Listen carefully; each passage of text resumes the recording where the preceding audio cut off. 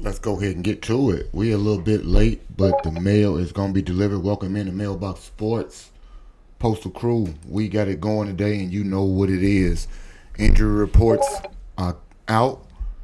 Selections are made. They doing a little interview right now. We don't care what they doing over there. Bears, Ravens, Week 8. What are we thinking? Lamar is not playing. Let's get that one out as far as the injury reports go. Major headline for us to lead with in terms of what we might expect in terms of the result. But today we're going to get to this special delivery. And like I said, the packages are loaded with big news, starting with that I just gave you. We 4-2. Potentially our first 5-game winning streak since 2018. 13 of the 15 seasons in which we have had a 5-game win streak have culminated in playoff appearances. So that's pretty synonymous with success, I would say, that benchmark. We've seen a 14-game losing streak. We've seen a 10-game losing streak. Let's go ahead and see some winning streaks that mean something. And I believe that Lamar being ruled out with that hamstring injury will allow us to get handed what I would classify as probably our biggest gift thus far of the season. If you are a part of the Postal Crew, you know we don't miss deliveries over here. Today's breakdown is going to be pretty pivotal in terms of the Bears' development. Nonetheless, we're going to get to some statistical bright spots, my keys or stamps to victory, my prediction, and we're going to also get to who we think is going to earn Postie's stamp of approval. Let's try to see if we can get some first-class mail delivery today. The Bears got a chance to go 5-2 and solidify themselves, whether people like to say it or not, as a legitimate NFC playoff contender. So, other than that, hey, let's go ahead and get sorted through this right here. We talked about Lamar being out, and I really need you to understand how massive that is. I'm not afraid of Snoop, but we do realize that the Bears have at times overestimated backup quarterbacks. I do not believe that is the case with DA. I believe that the Raiders went from a legitimate contender, T-Miles, to a team that's sitting it out. I don't care if he comes back next week. Rarely have we seen a team go from 1-6 to make the playoffs. But the team we are here to talk about is not the 1-5 team. It is the 4-2 team. And this is the type of gift that you say, Chili, we playing against Snoop. Not scared of him. This is a game we absolutely have to win if you want to classify yourself as a playoff team. You cannot be the team that squanders a gift such as this if you actually think that you are a championship caliber team, or at least a playoff contending team. So let's just keep it there to keep it light. Next 20 or so minutes, we're going to try to get into a breakdown, maybe even 15, because we will get into a live listening of the game. So we're going to get right to it. Hit that like button. Drop any comments you got down below, and let me know with a bear down logo or a nice mailbox if you think the Bears going 5-2 today. Hit that notification while we're here, and we talk about the injury report on the Bears side. As we know, Roshan is inactive today, back injury. We have Braxton Jones being placed on the IR. A surprise of some sort, but him not being a part of the rotation, not something that I am overly concerned with in terms of depth. I do believe that they are indeed trying to groom Theo via the swing tackle method to be a left tackle at some point. Today, maybe not so. And hopefully we don't need him because Theo's going to get the job done. Cole Kmet's missing his first game in his career. Not playing today. First time, a surprise. Got to be a letdown for him. But that does allow red zone targets to go to other people, i.e. another certain tight end. I need to get me a tight end parlay in, and I'm behind on that one, but, we might get to it, might not.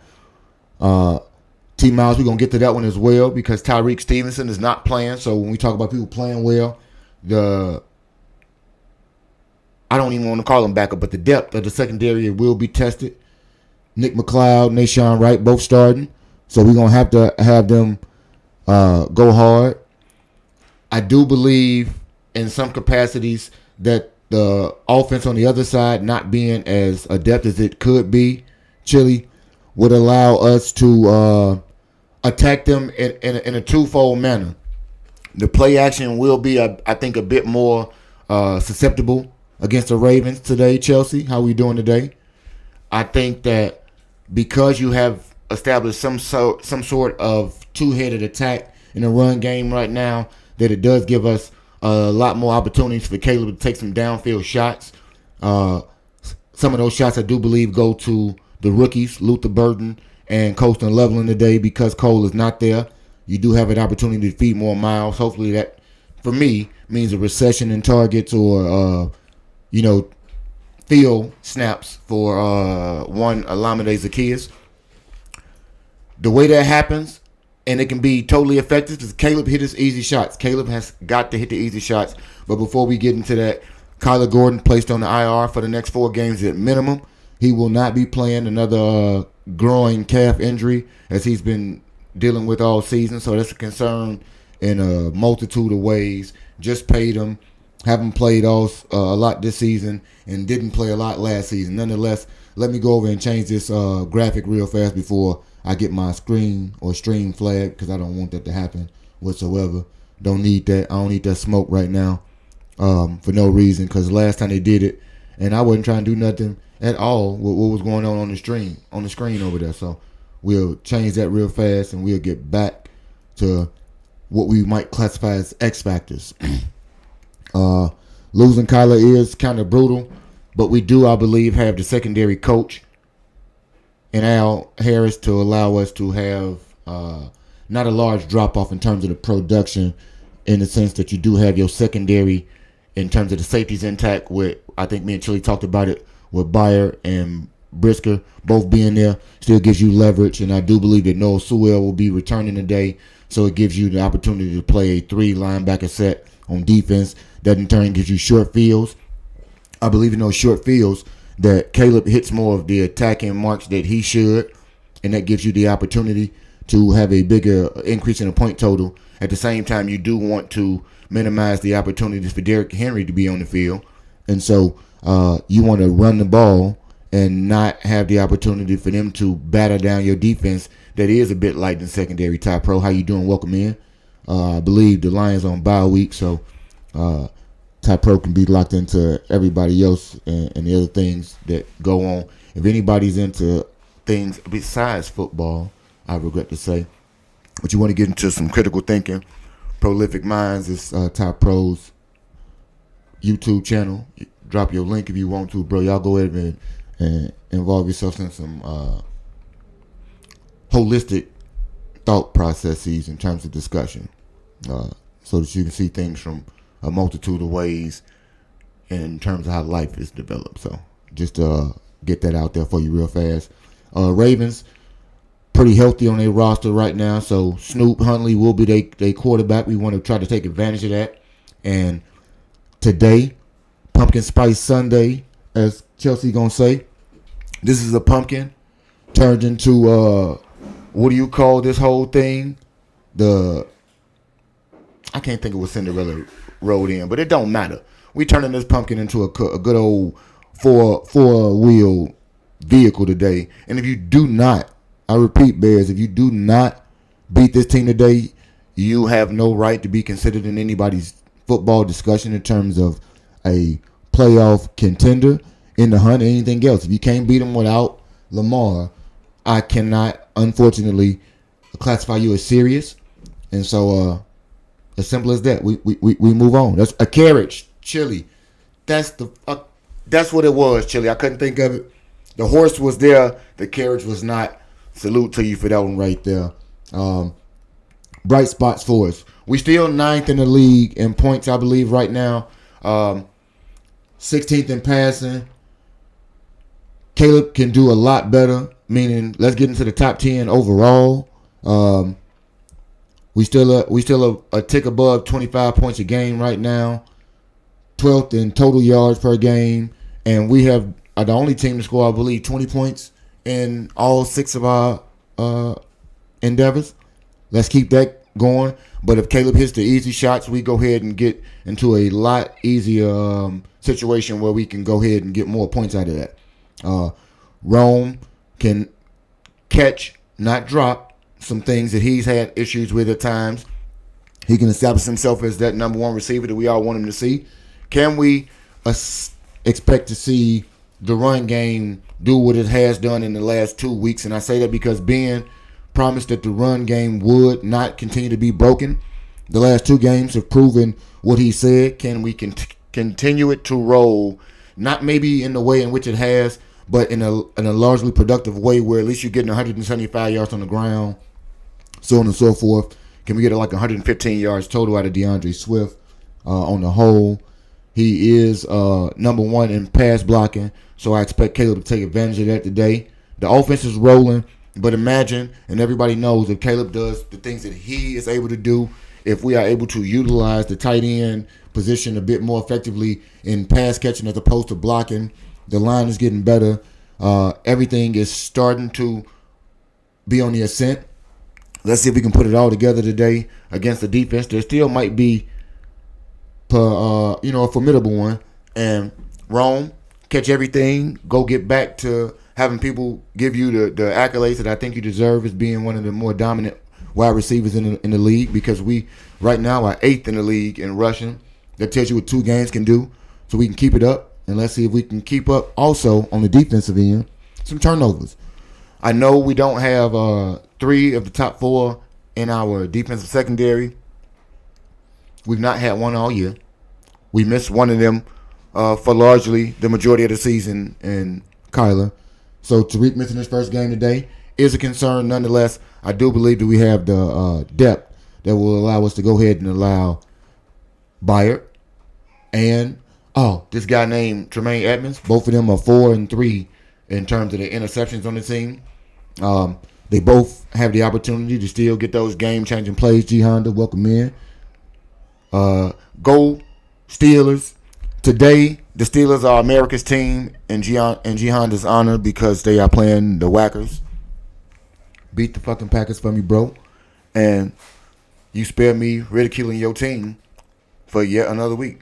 On defense, Dexter, Sweat, they generate pressure. They getting some sacks as of late. I need that to continue, as I see somebody on a radio station say all the time. I think it's a Sylvie that always wants to do so. And we want to understand the third down conversion is going to allow us to be better in helping the defense out. We allow 155 points that can come down continually. I know Top Pro takes pride in knowing that the Lions still have us as one of the bottom half. I think we're 17th the points allowed. That kind of sucks ass, but we can get to that. The bright spots in there is that the creation of turnovers gives us a shorter field, does allow for Caleb to use his legs today, scramble around, not in circles, but utilize it to get extra yards, and also go ahead and step up in the pocket, hit your receivers. I think DJ has a big game today. Colston has a game worth talking about. We are missing some guys. Let me see what Chili say. Missing Gordon, Tyreek, Terrell Smith. That's right. Hey. And so we are missing the top 4, but realize that, we've been missing 3 of them all year. So give the other guys some credit for stepping up and realize that we're talking about the Ben Johnson effect right now, Chili, and the Al Harris. And I say Ben Johnson because he hired Al, but the coaching effect is there. Even amidst the struggles on both sides in terms of injury for the defense and consistency for the offense, we've been able to see a 4-game winning streak. Caleb's confidence is there, even in the midst of him being able to understand that he had a shitty game last week. Rome is still in the midst of becoming a legit W1 in terms of wide receiver play. Situation of football is getting better for us. And so the coaches are putting them in positions to have the buy-in to the culture change. And that allows me to have confidence that the cleanup and the people waiting for the opportunities have a far better opportunity to go ahead and do the things that suits them best. And what might suit us best real fast, go ahead and hit that like button for me, everybody who just pulling in. If them stats get you fired up, we're going to talk about some other things because we might have to get straight to it. We got a few more minutes before kickoff comes along. I will keep up with that on the listen in, so keep with me. Segments to victory. Let's see what I think my Bears, because I'm trying to pull up this game right now. Sorry for the lack of eye contact. This is my timestamp right here. This is what I think we got to get done. Running backs got to get 30-plus carries out here. We need some methodical drives. The Packers play Sunday night, I believe. That's the Sunday night game because Kansas City is the Monday night game. Chelsea, I believe that's Washington. That's the finish up for the week. Keep the Ravens offense on the sideline because I do not want Derrick Henry to batter our front 7 and thus get to that inexperienced secondary who I do not have faith in anybody tackling him once he gets ahead of steam.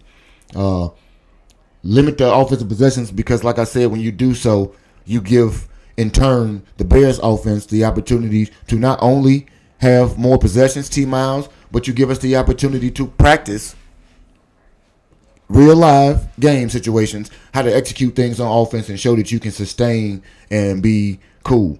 T-Miles is on the production team when it comes to those predictions. He got 27 to 10. I'm thinking more 31-17 is what I believe I said earlier. I stick to it in the sense that I do believe that I can't stick to it. I need one more touchdown because if I believe Caleb, we got to stay down. I won't change it. I need a rushing touchdown. I don't give a fuck how it go. So Caleb, if you're responsible for 4 touchdowns today and you rush for one, who cares? But I prefer to be Swift, obviously, fantasy. If y'all play fantasy, go ahead and tap in. We're going to talk about that at some point throughout the week. And we will be starting to review some all-22 T-miles. So if you want to pull up, we can get in Discord and get to that. This is critical. Like I said, we got to stop Mark Henry, Zay Flowers. They still have weapons out there. The offense is built to start to exploit the limited opportunities that our defense might provide when it comes to taking the ball away. We dominate time of possession by 10 minutes or so. 5-2 is home. How we go. Let's get into protecting Caleb Williams. The line has done a fairly great job at giving him a clean pocket. I said I want to see less tight end blocking. And by that I mean I want to see more coast and leveling in the offense. So by that being said, we need to see more of a concerted effort on the whole from Theo Benedette. I need you to limit your pre-snap penalties. Let's go ahead and not do things to lack in assisting us in getting things done on the offensive side. Swift is elite in pass blocking, so that gives you all the opportunities to make all of the passes and all of the throws today. And the offensive line is going to be able to neutralize that pass rush, I believe. Shout out to Roquan Smith for his return. First time he plays against the Bears since we traded him. We got to do some chipping sometimes, obviously, with tight ends. But we'll use not Smythe or whoever the hell they brought up. We got backups for that, and y'all going to play. For Snoop and the mistakes, we still can go ahead and get Snoop into those interception situations, Black Couch. It's critical that you make a backup look like a backup. Those turnovers can continue today. Maybe not at the rate that they have been going, but they can definitely go ahead and give you steam on the offense. And, because Snoop making a backup spot start. Let's not forget that. Let's disguise some things pre-snap. Bring some blitz packages if possible every now and again. And by that, maybe it's a Sewell or somebody like that. We can force them into bad decisions early, and early decisions to get those turnovers can quiet the crowd, take them out of it, and give us the best opportunity, I think, to go ahead and start to get things rolling on the offense. Because Snoop ain't the rapper right here. This is the dude who looked like Snoop, who playing quarterback. Let's get him. Stamp of approval. Let's see if we got a graphic for you out here, y'all. I've been working on it. Let's see if we got the stamp. Is the stamp there for you guys? The stamp is there. Yes, the stamp is around. I feel good that the stamp is in town. And check this out. I think today, while DJ has a wonderfully productive offensive game, i.e., I believe that Rome, DJ, and Colston get touchdowns along with one DeAndre Swifty. I want Rome to get back to big playability, to get Caleb some confidence and them build their rapport again. I need you to continue to be his most trusted target, but I don't need you to lock in on him. I need you to go ahead and do things that make sense for the whole team within the offense. We got matchup advantages out there. We can get more offensive possessions. And I do believe that those offensive possessions manifest themselves in passing opportunities for one Caleb Williams to surpass 300 yards today. With that being said, Rome is still going to get the big play stamp of approval unless Caleb can go ahead and prove to me that he can get all of the touchdowns and throw those 3 plus 300. With that being said, we're going to tune in as we get to kickoff. It is underway.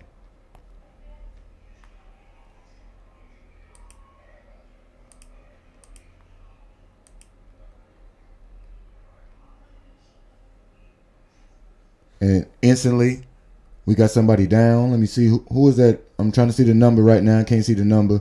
Somebody on the Bears defense, or special teams, I should say, number 90. Settle in under this offense led by head coach Ben Johnson. Dom Rob. Williams. Okay. In That's his what it first was. year, drew a lot of criticism for his lack of discipline in tape study, but under Ben Johnson, there's no criticism of what he has done so far. This season, Williams, 9 touchdown passes against only 3 interceptions. Colston Loveland, the tight end.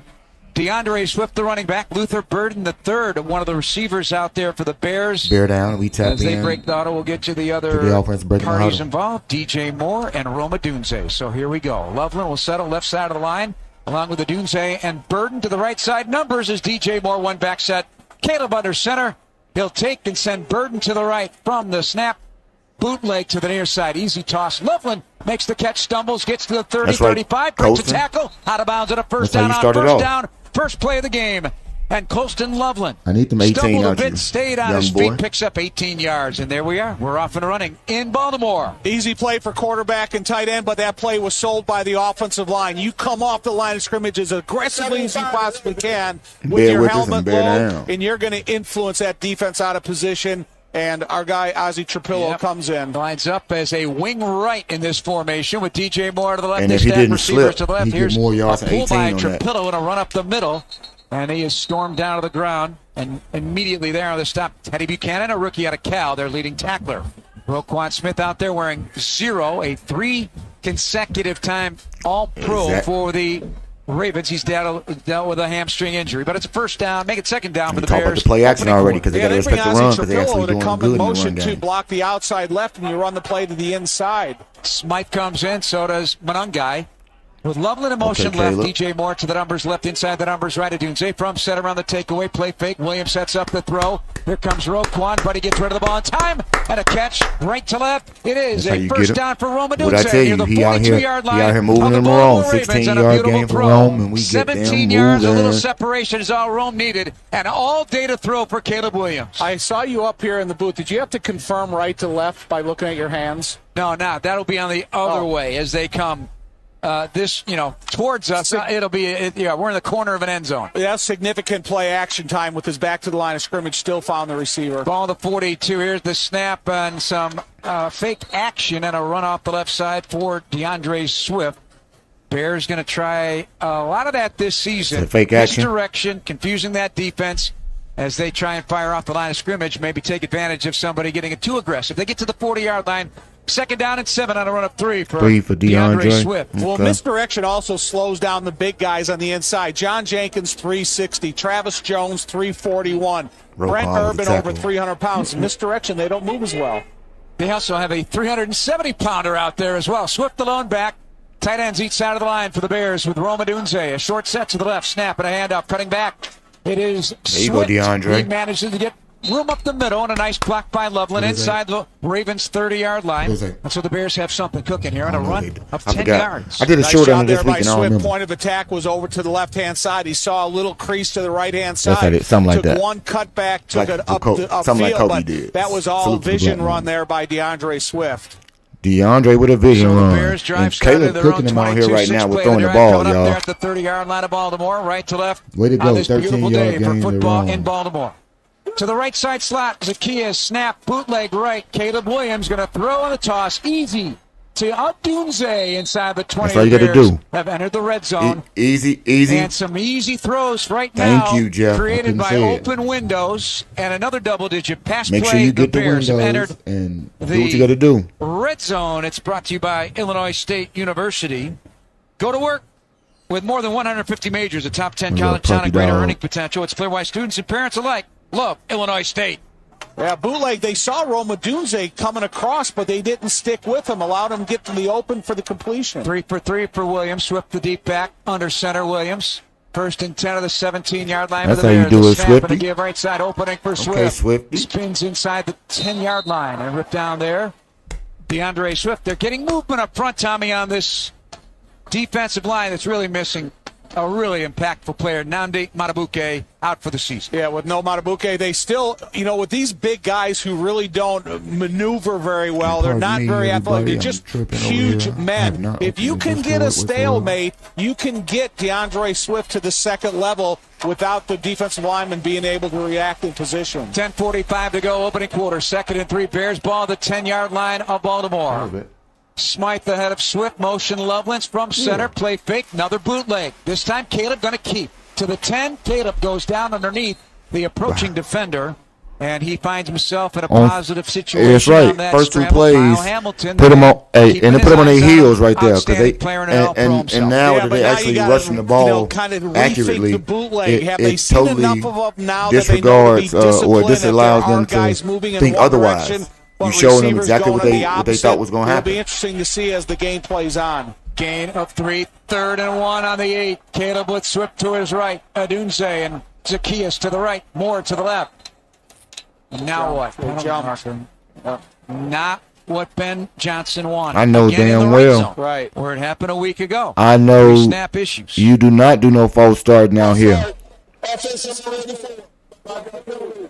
Colston, Loveland and the 15th false start. Most in the NFL this year. You know, when you get that Unacceptable close to to be the most goal in the line, the NFL. crowd is closer to you. Then their voice is more So of what? an impact on disruption, the cadence at the line of scrimmage. 3rd and 1 becomes 3rd and 6 now with 9:52 to go in the opening quarter, opening drive of the game. Ball on the 13-yard line of the Ravens.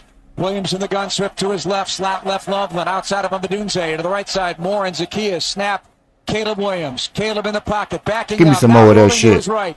He's got room to run if he wants. He throws instead. The pass caught near the 5.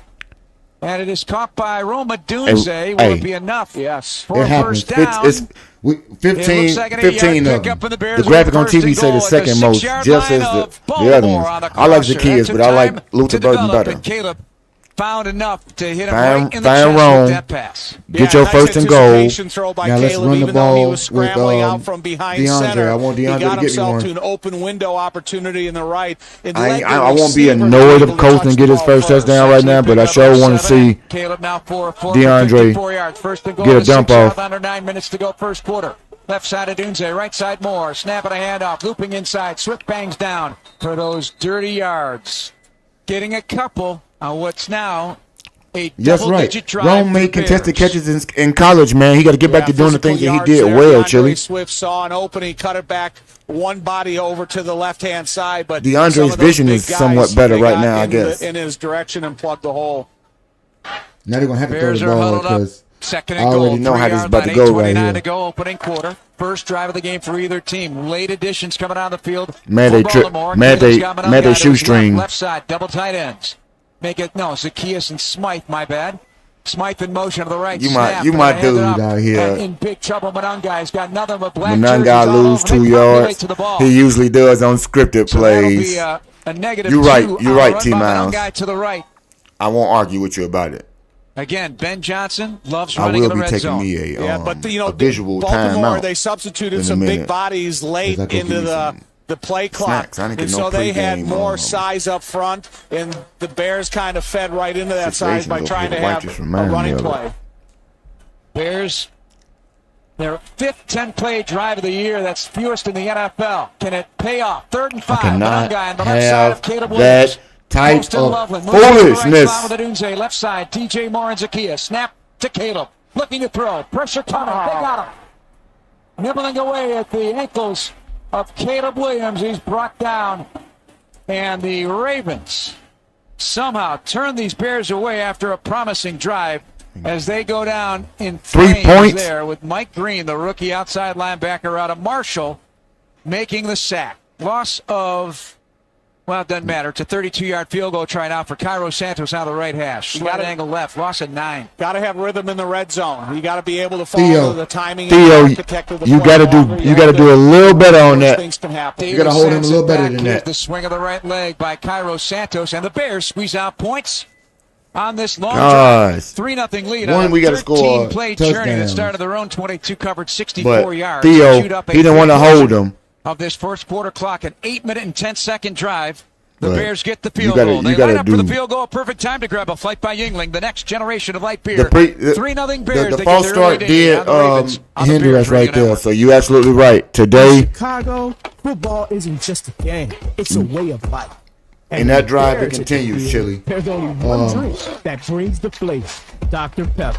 And now it could You gotta be keep your keep working on the cleanup. into the Dr. Pepper Bear ticket sweepstakes. At Sound redundant, sounds crazy. You gotta keep working on DrTicketSweeps.com. on what's going on. For your chance to win tickets to an upcoming Let me game. see what Terms and conditions may apply. it's crazy. Illinois State University and Chicago's favorite football team have a lot. What's going on with your facts? No, nothing wrong. Yeah, 7 points would have set the tone, Chili. That's exactly what I mean right there. Slightly annoyed with that, but like you said, the pre-snap penalty and that shoestring right there, Theo got to be a bit cleaner on his break to the outside so that he get just a bit more of Mike right there. You get just a smidge more. He not able to get there, and he able to get the throw off. Instead, you come away with what you come away with. And the AFC North is going to be 0-4 against Caleb G. Honda, Mr. Tyrant. But you shall see when you step up here and whine about what the Steelers ain't doing that day. But we're going to see you later on, my guy. So a lot of people in the SBC, we get to see that way. And we're going to see it just that very way. Thank you, buddy.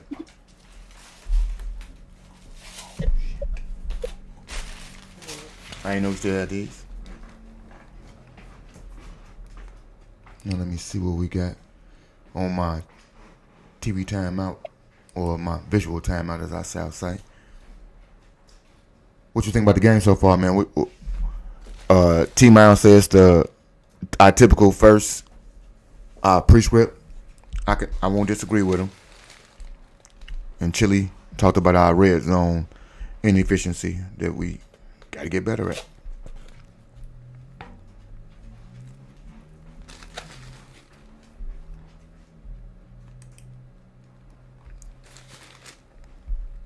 Oh, he muted over there.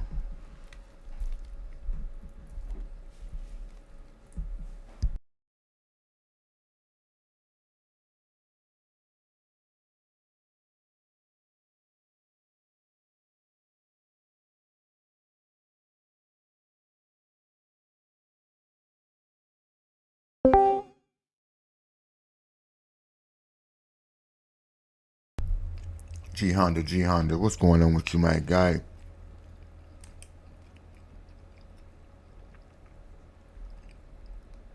Getting tackles, of course, Daniel Hardy. What up, I can hear me? 22 yards out of the return, and Tyler Huntley at quarterback. No, I was saying I'm Lamar happy we had Jackson is a good Ravens first fans start. had hoped his Would return have been went nice to get 7, but we'll take 3. In Miami. This 15th time, like NFL this start, time, 5-9, beat the Bears by 3-21. Yeah. On a 72% day, 219 yards and 1 interceptions. He ran 7 times for 40 yards, and he can run here too. Motion to the near side by Flowers. They hand off, and here's Derrick Henry. Derrick Henry finds a little opening, crossing the 30-yard line to the 31 before a bunch of Bears. And that's what Tom's been mentioning all week in our lead-up, our podcast, our radio shows, our appearances on ESPN Chicago. I got more Populate and bring him down. Don't let his feet keep going. Now, that was a perfect example of it right there. If you get him to shift his feet one time in the backfield. So, Chili, I'm interested to see how the offense operates on this next drive coming up. That isn't pre-scripted, so I can see a bit more and if you get a couple bodies to know what they got going on in terms of the attack process. We talked about it already. Motion to the left slot for Huntley. He'll work from center. With our pre-snap. To the near side with Sweat in his face. Dodges Sweat, but then Sweat comes back. Man.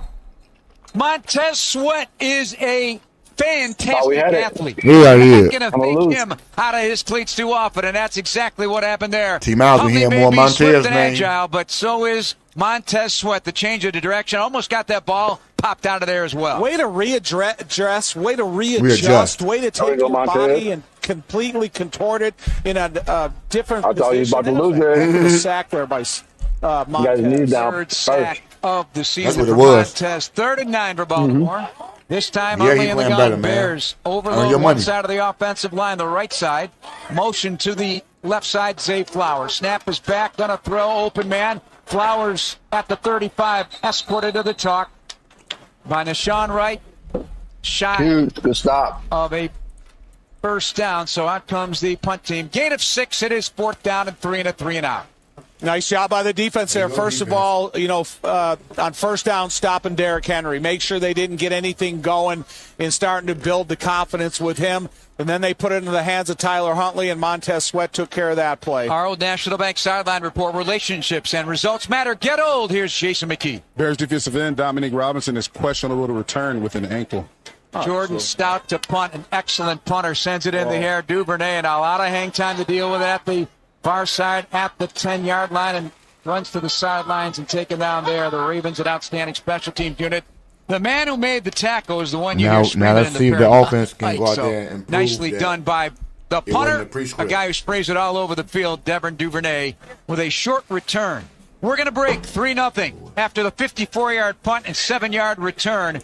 Bears 3, Ravens nothing. The Bears control the time of possession. Property managers and GCs use We definitely gonna control time of possession if you want to win the game. That's typically how it goes. In the most But, iconic venues, interior space. I don't believe the offense is effective enough on the other side to not have a control time of possession. So I fully expect So it. your biggest assets always put their best square footage forward. I mean, it's Swift to get 20+ carries, but I don't see that happening, though. Why would you not? I mean, that run stop, I mean, I don't know. Do you want to do that to Swift, or do you want to wait till like in the latter part of the game, or because I think Caleb want to get the passing established early, don't you think? Well, he's already established in the past, but we didn't talk about when or what. You said you don't think they're gonna do well against the run stop. You said tweet talking about 20+ carries. It's a game flow. You get 70 plays, 65 plays. You definitely get a chance to have 20 carries.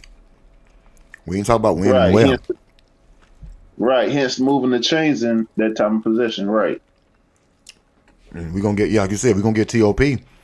I know Monunga gonna have a chance to be a part of that, but I still see DeAndre being the bulk of that, only in the sense that one, most of his carries early on I think might start to come more in the screen game, but later on middle of the game is where I think he get the most of his carries, because they, as you see already in this first half, because of the play action and the effectiveness of the run game the last 2 weeks, it's kind of giving them a playback on their heels type of situation where they respecting the run. Now I need y'all to go ahead and hit them creases a bit better, because they're running everything to the right side right now.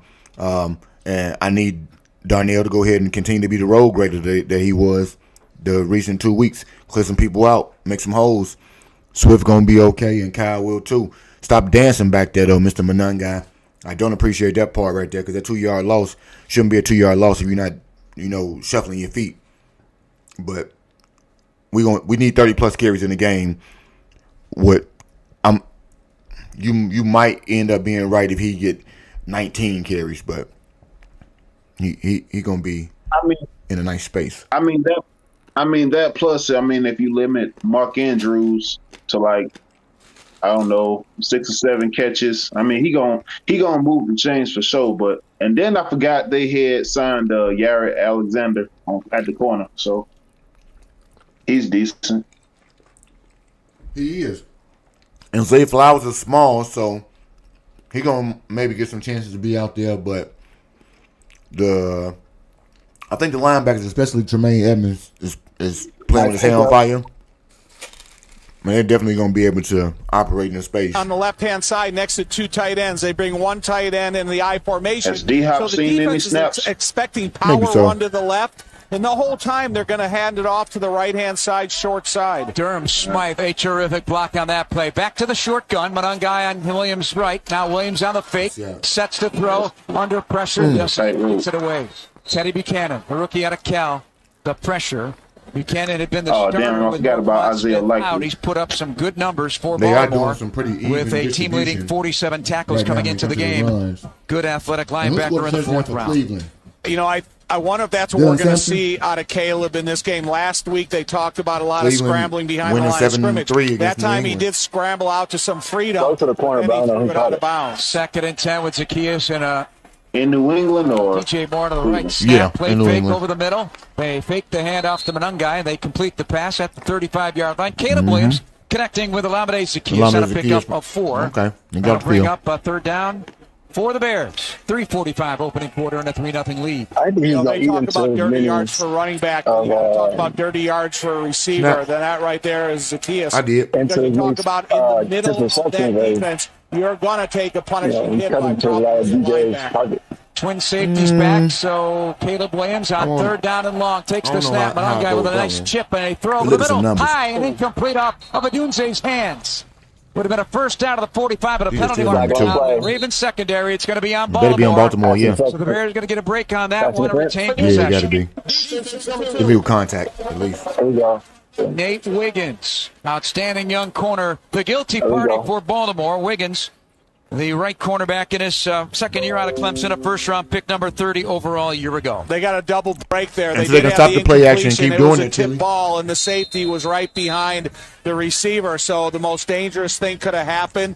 And then they had the No missing penalty balls. on Caleb Nate and Wiggins. Rome catch that. yeah on Win, but they did not moving the ball.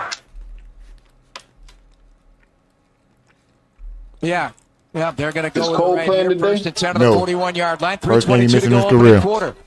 Shifting Trapillo left side of the shoot. line for the Bears. They overload the left side. Here's the They fake. announced that last night. Williams with time, right Yeah. side. Caught Adunze. Reaches Friday, I out would to like to make say. the catch. He gets across Dunze the all over the 40-yard place. line and Yeah, rolled yeah. out of bounds I by know you like that. Wiggins Don't on the worry far about it. side of the I field. felt the glee in your Yeah, voice. you know what I'm saying? Yeah. You know what I'm saying? I'm having a lot of reasons like that. Yards, and Caleb Williams, 6 of 7 for 79. Yeah, Let him get compliment 200. the offensive line there because when Caleb Williams got into his drop zone, getting he jump never had to plays, too. get off of his spot. He was able to set his foundation That's like and his what? accurately get the Fifth ball to target? Rome Dunze. It Yeah, I was believe because so. of the protection by the O-line. First and 10 of the Ravens, 38. Second trip to this end of the field for the Bears. 2:44 to go opening quarter. Adunze motions left off a trio of receivers. He'll settle inside Yeah, I the would say numbers the only right. guys I really One got to guy worry on the right about hip is of Caleb. Isaiah Likely There's and Caleb on a quick Andrews, screen but throw left. I don't to Diaz see with a block. Bateman DJ or Moore anybody gets else up the doing sideline anything and too works much his way up today. the sideline and does not go down. He gets pushed out of bounds. And the Bears get something positive to I can that see that in a some little real bit. good traffic. DJ Moore trying to block him free. But As he TJ does as best he can. TJ Working definitely with gonna Wiggins out the corner. Yeah, and he's clamp down working on the against run two game. defenders. They got two defenders that would out be there that are only covering Jermaine both to play receivers. the With the coverage, immediacy of the yeah, pass, both of them. that DJ Moore is going to put in a position to see who should I block and how long can I block both of Pick them. up a 4 Another good drive, 6 man. of the Raven 34 They- Bears they- with 8 and first this downs right on here is 17 plays. What I like when it From when it center, showed me that motion it's not left just, the is first Carlson. 15. Handoff Monunga. Got tripped up, and a blocker fell down in front of him. And then it was Yeah, plugged but up. you gotta Baltimore get it. on the ball. How about that? 8 first downs of the first 18 now plays of the game for the Okay. Bears, Tommy. Hold But on. 3 points. We have Theo Benedette Good and limping bad. back to the huddle. Just make sure that he can shake it off before the next Come on, play Theo. called. Is this the 8 third first down downs. play? 8 first downs. Come on, Theo. What time you You got on the get that clock? all day, What time you got on man. the clock? Because, Tommy, first downs lead to touchdowns. Yeah, but you got to get in the red zone touchdowns. You know, first downs are great.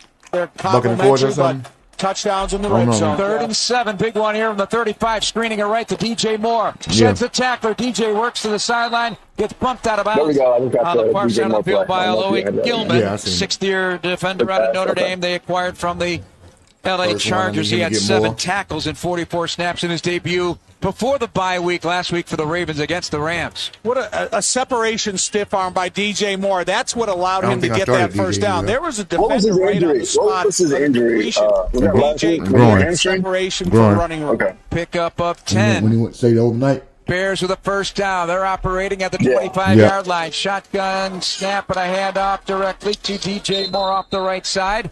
DJ with a couple. Continues to Okay. get these carries out of the backfield. That'll be a I like the idea season-long of giving thing. him touches. I don't DJ. care whether it's He's okay screens or with out Yeah. the that. backfield, but we're going to need big Rush of catches at season the end. I don't want him to have 3 targets in the game. 2nd and 7, knocking on the red zone door again, right to left. I want him to- I think it just helps keep him in rhythm and in the flow of the The offense. Ravens in the final half minute of the first quarter. Playmakers don't care how they get the ball. It could be handed to them. It could be thrown to them. It could be punted to them. It could be kicked to them. They just want the ball in their hands, and that's what DJ is. Zacchaeus and Burton left, right side of Dunze. Here is a Caleb Williams throw off his heels, incomplete. The crosser from right to left did not have enough mustard on it for Colston Loveland to track it down. So immediate A little hit bit there, more and time, and Loveland was there. Third Yeah. down and 7. You know, we talk about that getting to a spot where you can set your feet and have a foundation that you throw He could have off. stepped into That it. time, Caleb Williams That might be was touchdown. kind of That might in be a touchdown. half backpedal and trying to accurately deliver the ball, and it just flew in front of the receiver. 8 of 10 for 93. Old National Bank sideline report. If it's quick from Jason McKee, what do you got, Jace? Yeah, the Ravens defense is starting to stay disciplined on the backside of those boot plays by Caleb. Caleb with 3 receivers, 2 to the left, 1 to the right. They usher out Poston Loveland as well. Here's Caleb from the pocket, throwing over the middle, incomplete, way off target. Crosser for Adunze. fucking Back field end, goals. Gilman tapping the grass because he wanted that pick on the Yeah, I love it. throw that was considered a poor throw on that one by Caleb. A 3-0 Bears lead, and Santos comes out on 4th and 7 at the Raven 22. Yeah, that's too bad because the receiver had the winning edge on the defensive back. If Caleb throws the ball in front of the receiver, I think he runs. Is our kicker back? Is this? Yeah, he back. Carl Santos? So out again from 39 yards. He's already hit today from 32.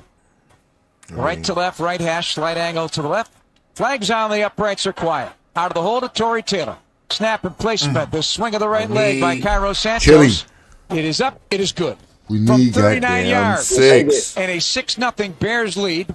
2 long drives. Closer to a doomsday. 11 plays, 61 yards, and 4:31. They've dominated moving the football, dominated time of Giants just possession, scored a touchdown. and the field goal is Dolphins sponsored are by winning our friends at in Atlanta. Yingling. Lining up with that field goal, perfect time to grab a flight by Yingling, the next generation of light beer. 6-0 Bears, and we keeping it here. It seems like we've been here before. Just because, they're Who's that? going out in the field. There's 3 seconds left in the Browns first definitely quarter. would for most But, people. Jeff, again, we're going to have this subject of But I like field that because goals I don't think are New going to England haunt is as us good as until everybody you get that. makes them out to be. I understand lead winning that's their more games than and it can kudos be to them. taken But up by one you play get a by product the of your Ravens, schedule. Just so like it's you're gonna not be the questioning red about your zone is gonna schedule, be the but we question are. up into this is what I'm first saying. quarter. 16 field goals now by the Bears offense. Tied for 6th in the NFL. No, check that. My bad. Yeah, no, that's correct. Coming into today's It's game. not as good as everybody makes All them right, out. Cairo But great Santos completion has the percentage ball is on the completion tee at his percentage, and that's dope. 35-yard line. He'll boot it from right to left here in Baltimore. 6-0 lead, and And if you just Cairo's come in, got to we feel don't good hit about the like coming button. back and hitting these shots. Sailing to the near side of the 5-yard line, coming out 10. Welcome in, to Bears the Live 20, listening to the in. 25, to the Bears 30, Ravens. and a Bears submarine winning hit. 6-0. Takes First care quarter. of business there. I want to say the line, another injury here. And that's DeMarco Jackson, number 48, but he's up on his feet. They and do. taking care of business. Especially He's if okay. you ain't got 9 of them. 33 yards on the return. Ravens with their second possession, down 6-0 to the Bears on the Bears Radio Network. Want to live life at max volume? Then look no further than Hard Rock Casino. I do believe, Chili, that you can't have a field goal fest.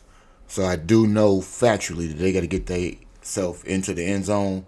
Same time, I do look at competition, and if this was Lamar out there, I would be like 3,000% in agreement on the field goals. However, in this particular game, I don't want it to be the case in any game, but they can survive on 2 field goals. But let's get some touchdowns moving forward. Yeah, bro, because you don't want to do that on the road. Especially that part. Unless you got a kicker like Boswell. No, unless you got nothing. You don't want to let nobody hang around. Let nobody feel like they got a chance. And conceivably, you could be up at minimum 10-0, but you really supposed to came away with touchdowns twice. And those things right there, at some point, one, they bite your credibility when you're trying to establish it, young bull, because nobody still ain't 100% rocking with you just yet. So you need to go ahead and establish the notion that you can go ahead and execute. And when we don't get 6, even if it's a collective thing, it's your fault, quarterback. So at that point, I need you to do everything you need to do to dispel those rumors or the notion or build up your legacy by getting damn 6. No excuses. Figure it out. So Caleb Williams is deemed as unclutchable? Man, what are we talking about? Do you not know what clutch means? That's when the game is on the line. That's what the game is on the line. I was asking a question. But what is it founded in? Is he not a clutch quarterback? Are you asking me? He's not proven not to be a clutch quarterback. I'll say that. No, he doesn't have a history of blowing clutch drives. In this present instance, in this present situation. We talking about in the red. So I'm not understanding the question. Are you asking me, is he ineffective in the red zone? Are you asking me, is he not a clutch quarterback? Because clutch would mean in key situations which this is not a key situation. So I'm trying to get clarity as to the question before I give you an answer. That's all. I mean, it's an essential situation. I mean, because you on the road, you miss two possessions. No. You trying to exaggerate things. You in the first quarter, you winning 6-0. This is nothing. This has in no way, shape, or form can you quantify this drive or these two drives as clutch. This has nothing to do with a clutch situation, and in no way, shape, or form can you compare it. Clutch is you down, or it's a tight game, fourth quarter, or a key third down that you absolutely need. Nothing about you winning 6-0 in the first quarter says you need that. So Mailbox, let me clarify. Yeah, go ahead. Let me clarify, Mailbox. All right. Okay. Bad terminology. Clutchable. So situational, right? So from a situational standpoint, if I'm playing the Ravens on the road, even though they are 1-5, but they are still dangerous. Mm-hmm. You know, like I pointed out earlier with Mark Andrews and Isaiah most likely going to be two of the most dangerous threats y'all going to see today outside of Bateman. So on Caleb's side, with Colston active, with Odunze active, he has to score in the red zone. Kind of identical to the problems Steelers been seeing in the past couple weeks, right? Mm-hmm. Red zone inefficiency, a bit, slightly, right? Yeah.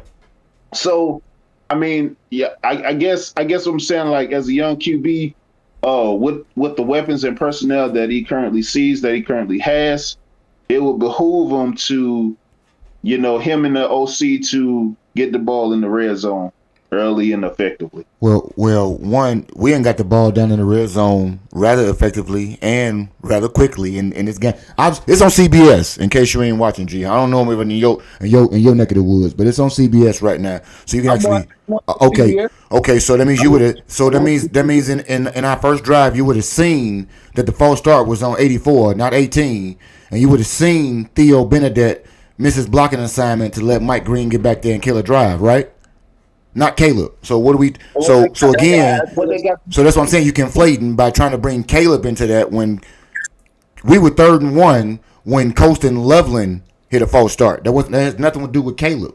So that in that situation, as you're talking about, it wasn't the quarterback in either one of them. Now the last time, go ahead. Also for the first 4 weeks, Caleb and Odunze led the NFL in touchdown. Like, he's getting the ball in the end zone. That's not a problem. The last 2 games, we've had a lot of field goals, but over the course of the season, he gets the ball in the red zone. He gets in the red zone. He gets touchdowns. He leads the league in biggest plays.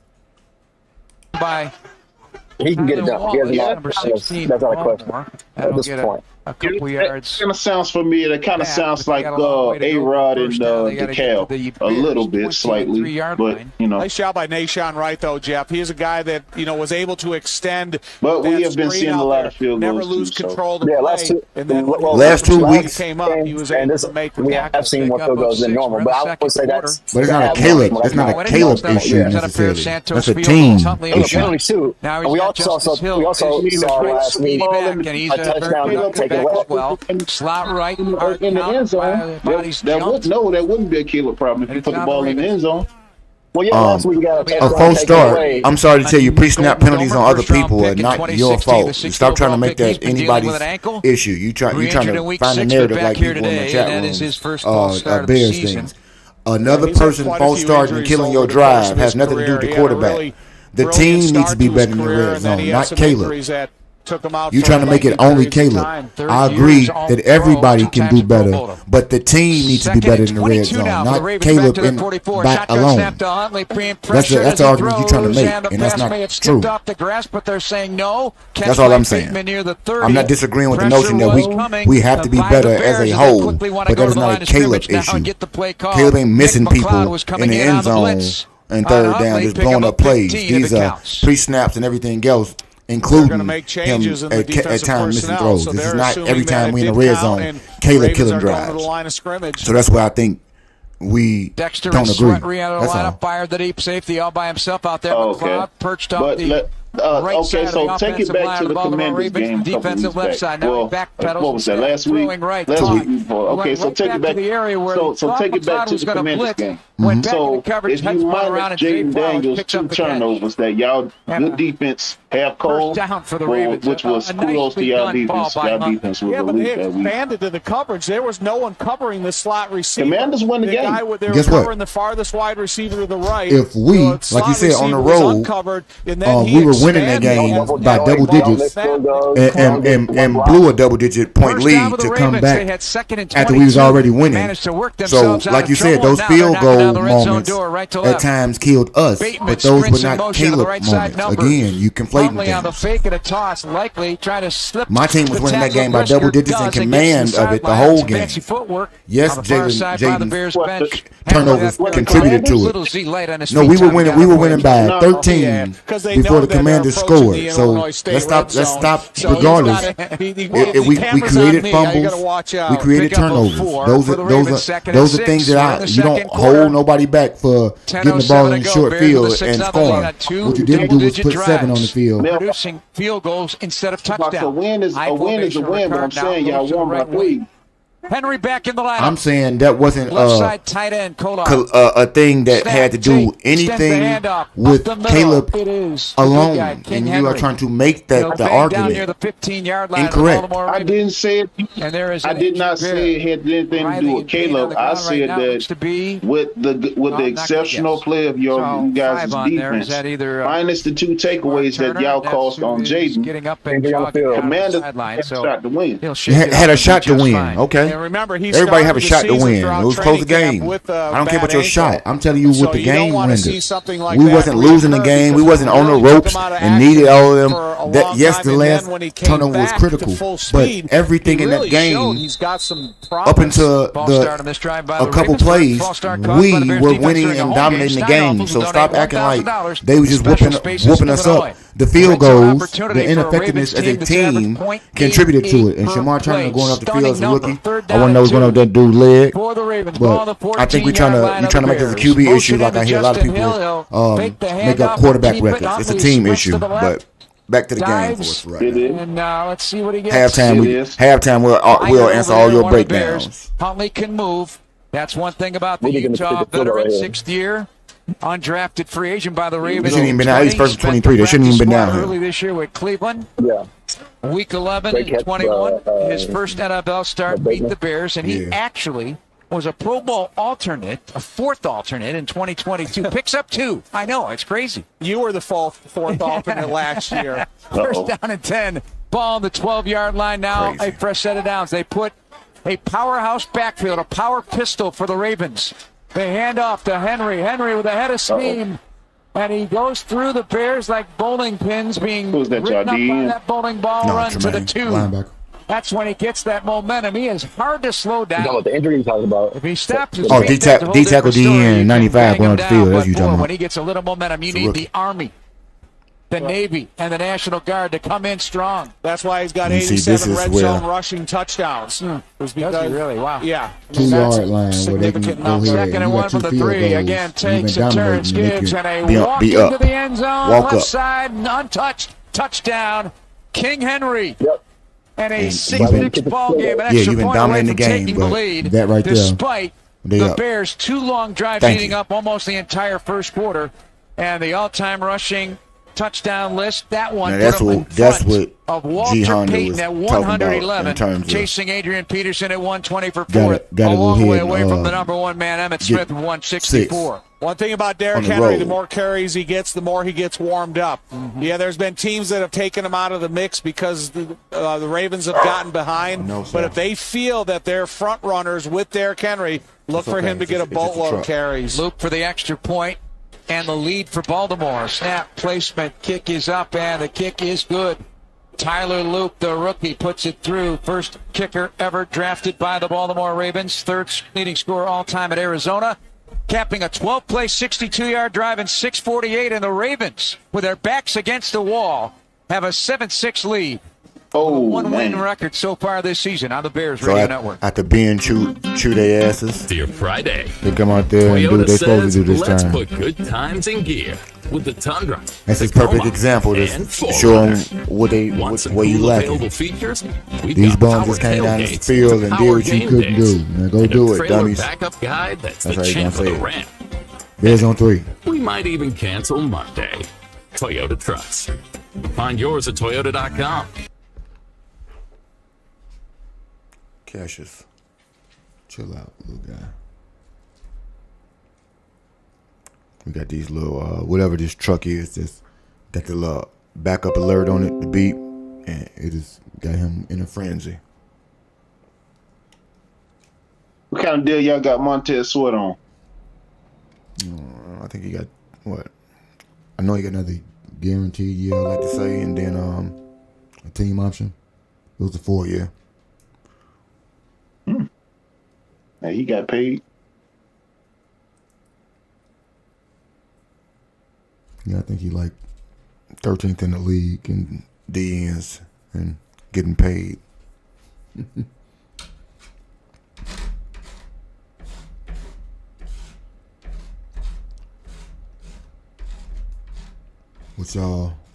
What most people obviously feel or realize is that in sports, you get paid oftentimes for this thing called potential. Not actually what you did. You did a little bit of it, but they banking on what you're going to do, not what you have done when they pay you. What you have done is what gives them the confidence to think you're going to do more, but they think you're going to do more. So I don't ever try to quantify the money that billionaires spend practically or wastefully, because all of them get paid way more than they deserve to get paid. But I guess entertainment and what we do to consume these things says otherwise. But I'm never in nobody's pocket talking about some, oh, he get paid this. I don't care. If he got paid $670,000 and made 13 sacks, you're going to love him just the same. I know people got expectations, but oftentimes expectation leads to disappointment.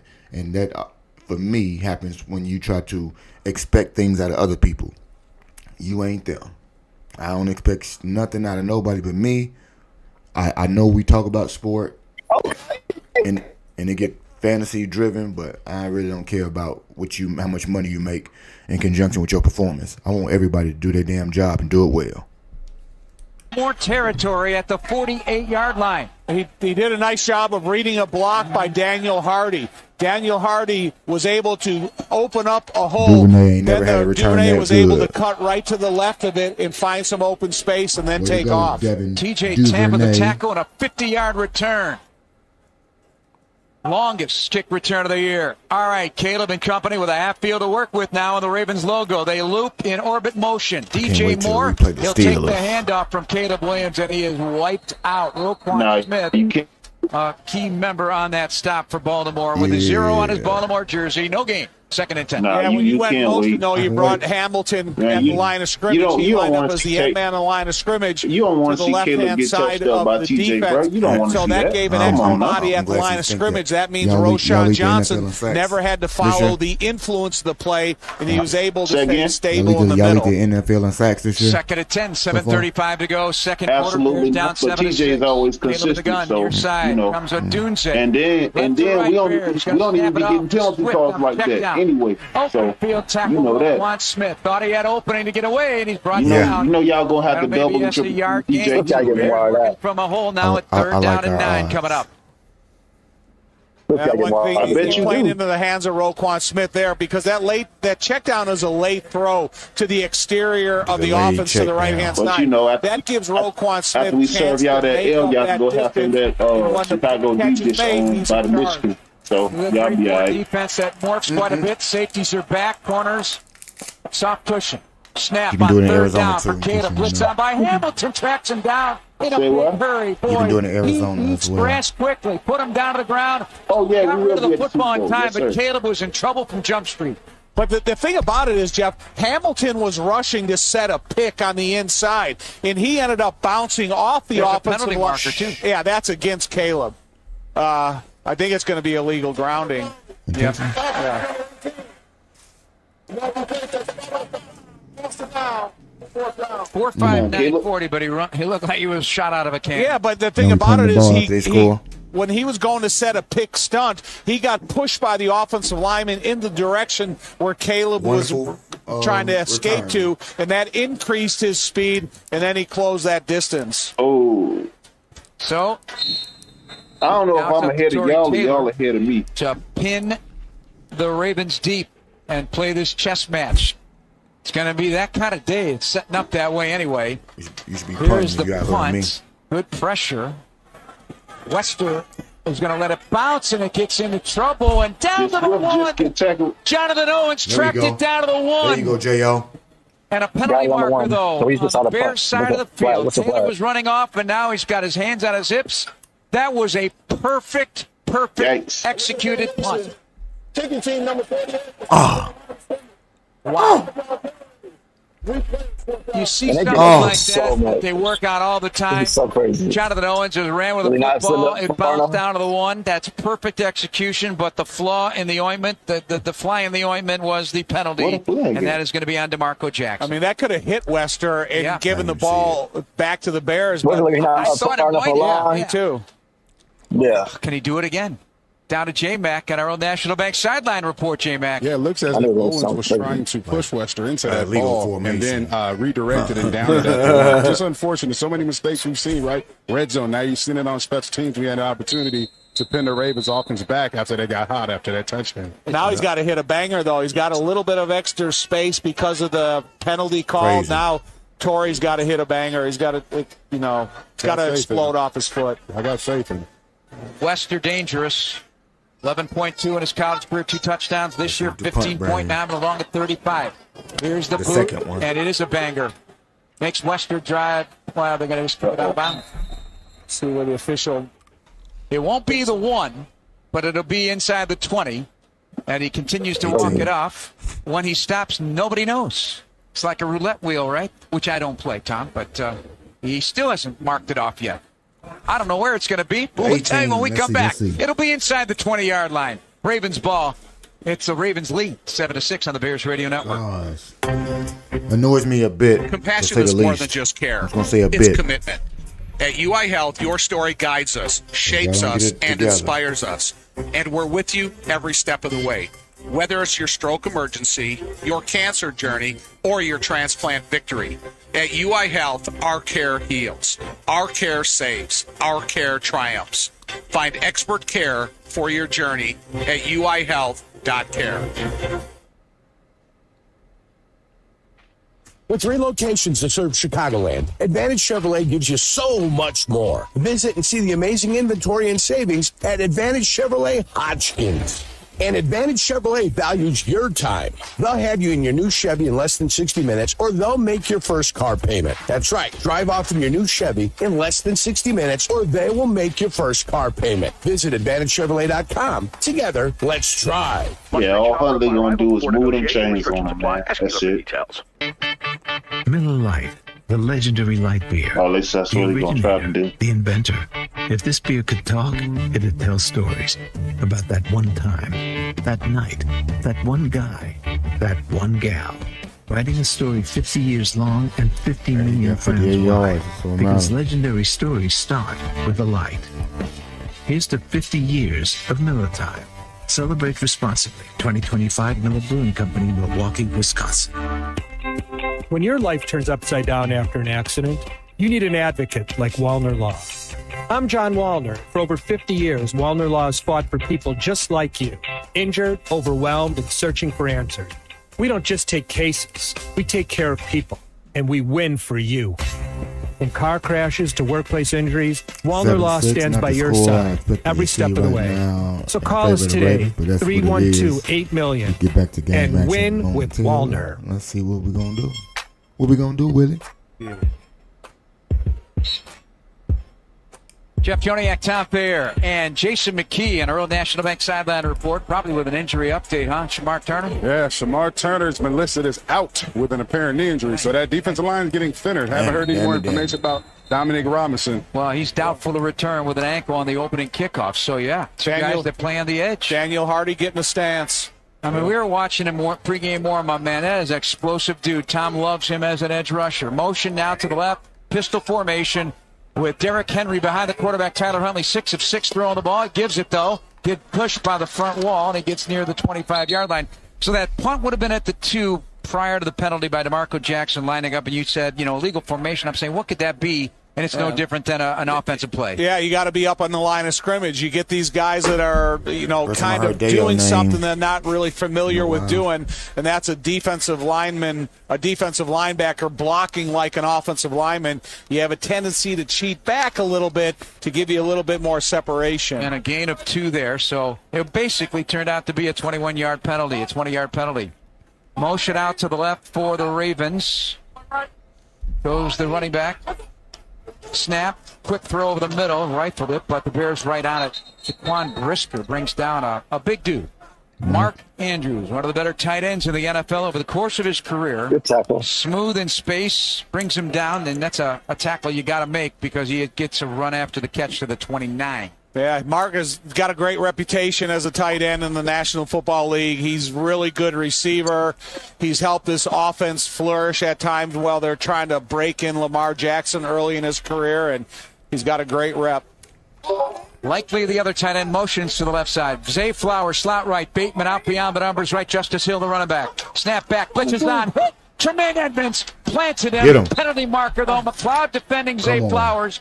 They're going to get him for that, but Tremaine came in hot and hit Huntley right in the back. That will not be the case. He got rid of the football. Defense number 24.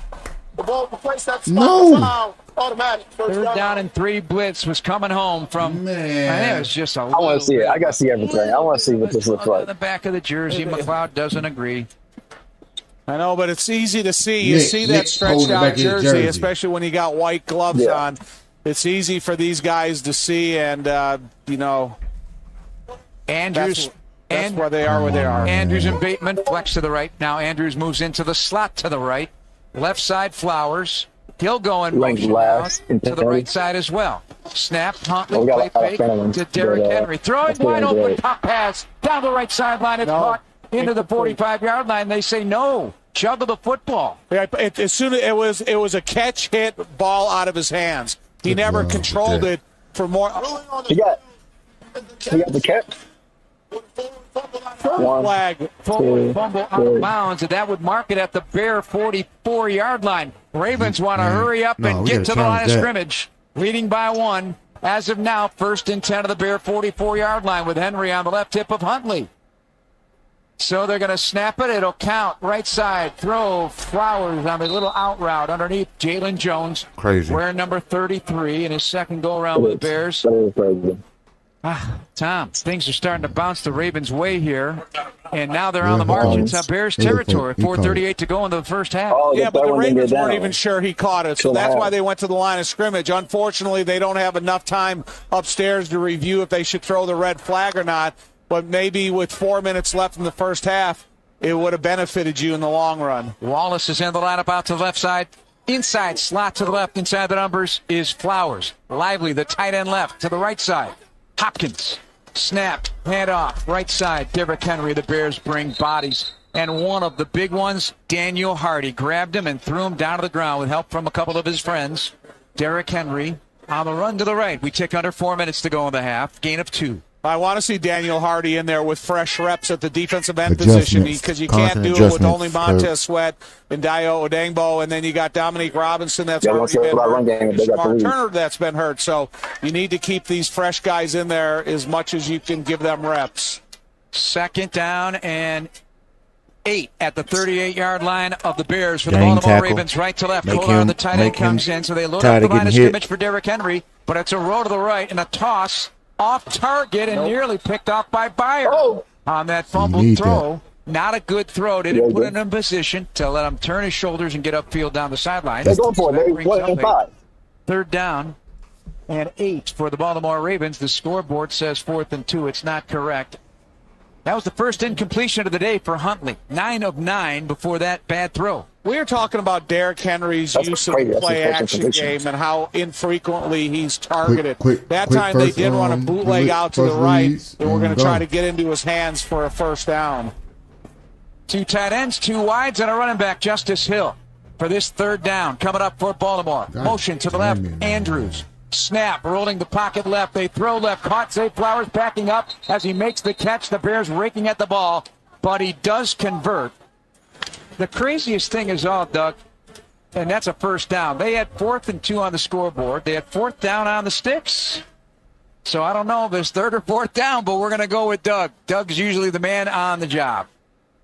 But it's a first down nonetheless for Baltimore, and they've got something brewing with 3 minutes to go here in the first half. 1st and 10 of the Bears 33. And our own National Bank sideline reporter is Jason McKee. Yeah, I watched Zay Flowers in pregame. He's running these same type of routes. He's real quick in tight areas in space, and that's why he's able to get separation. Right in McLeod of the corners. The inside slot is here's Snip. And a play fake. Looking to throw over the middle. Caught by Flowers.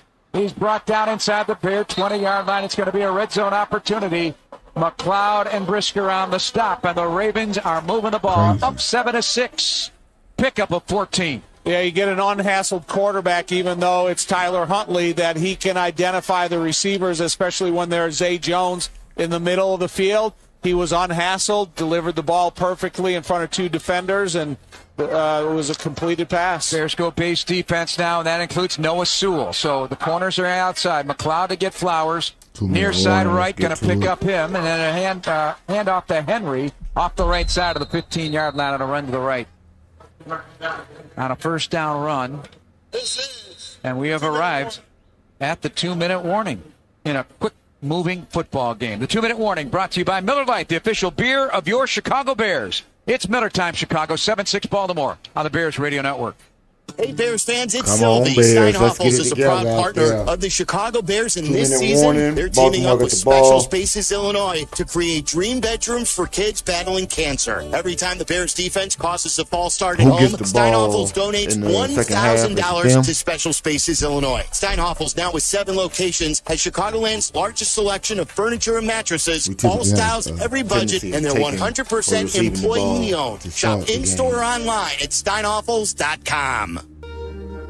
Yeah, I think so. Mike had blood clot deep in his lungs that were putting his heart under major duress. They said they Using kicked a off the minimally start. invasive procedure pioneered by our team, we were able to clear. Yeah, I think so.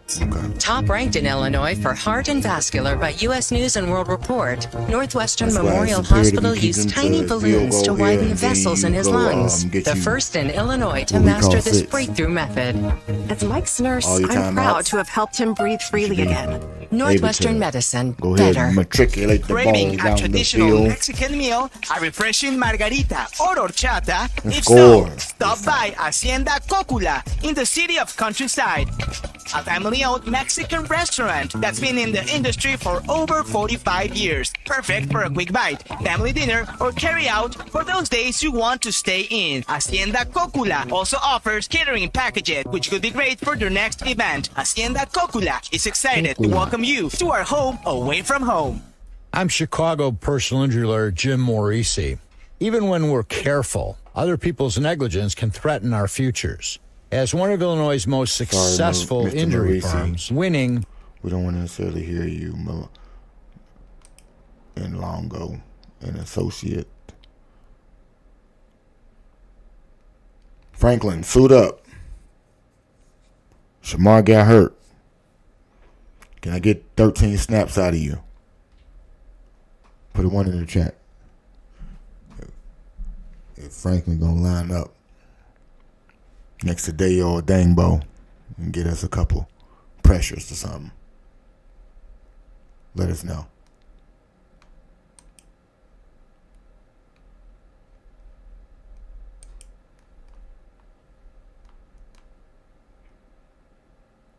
Now, while we're here,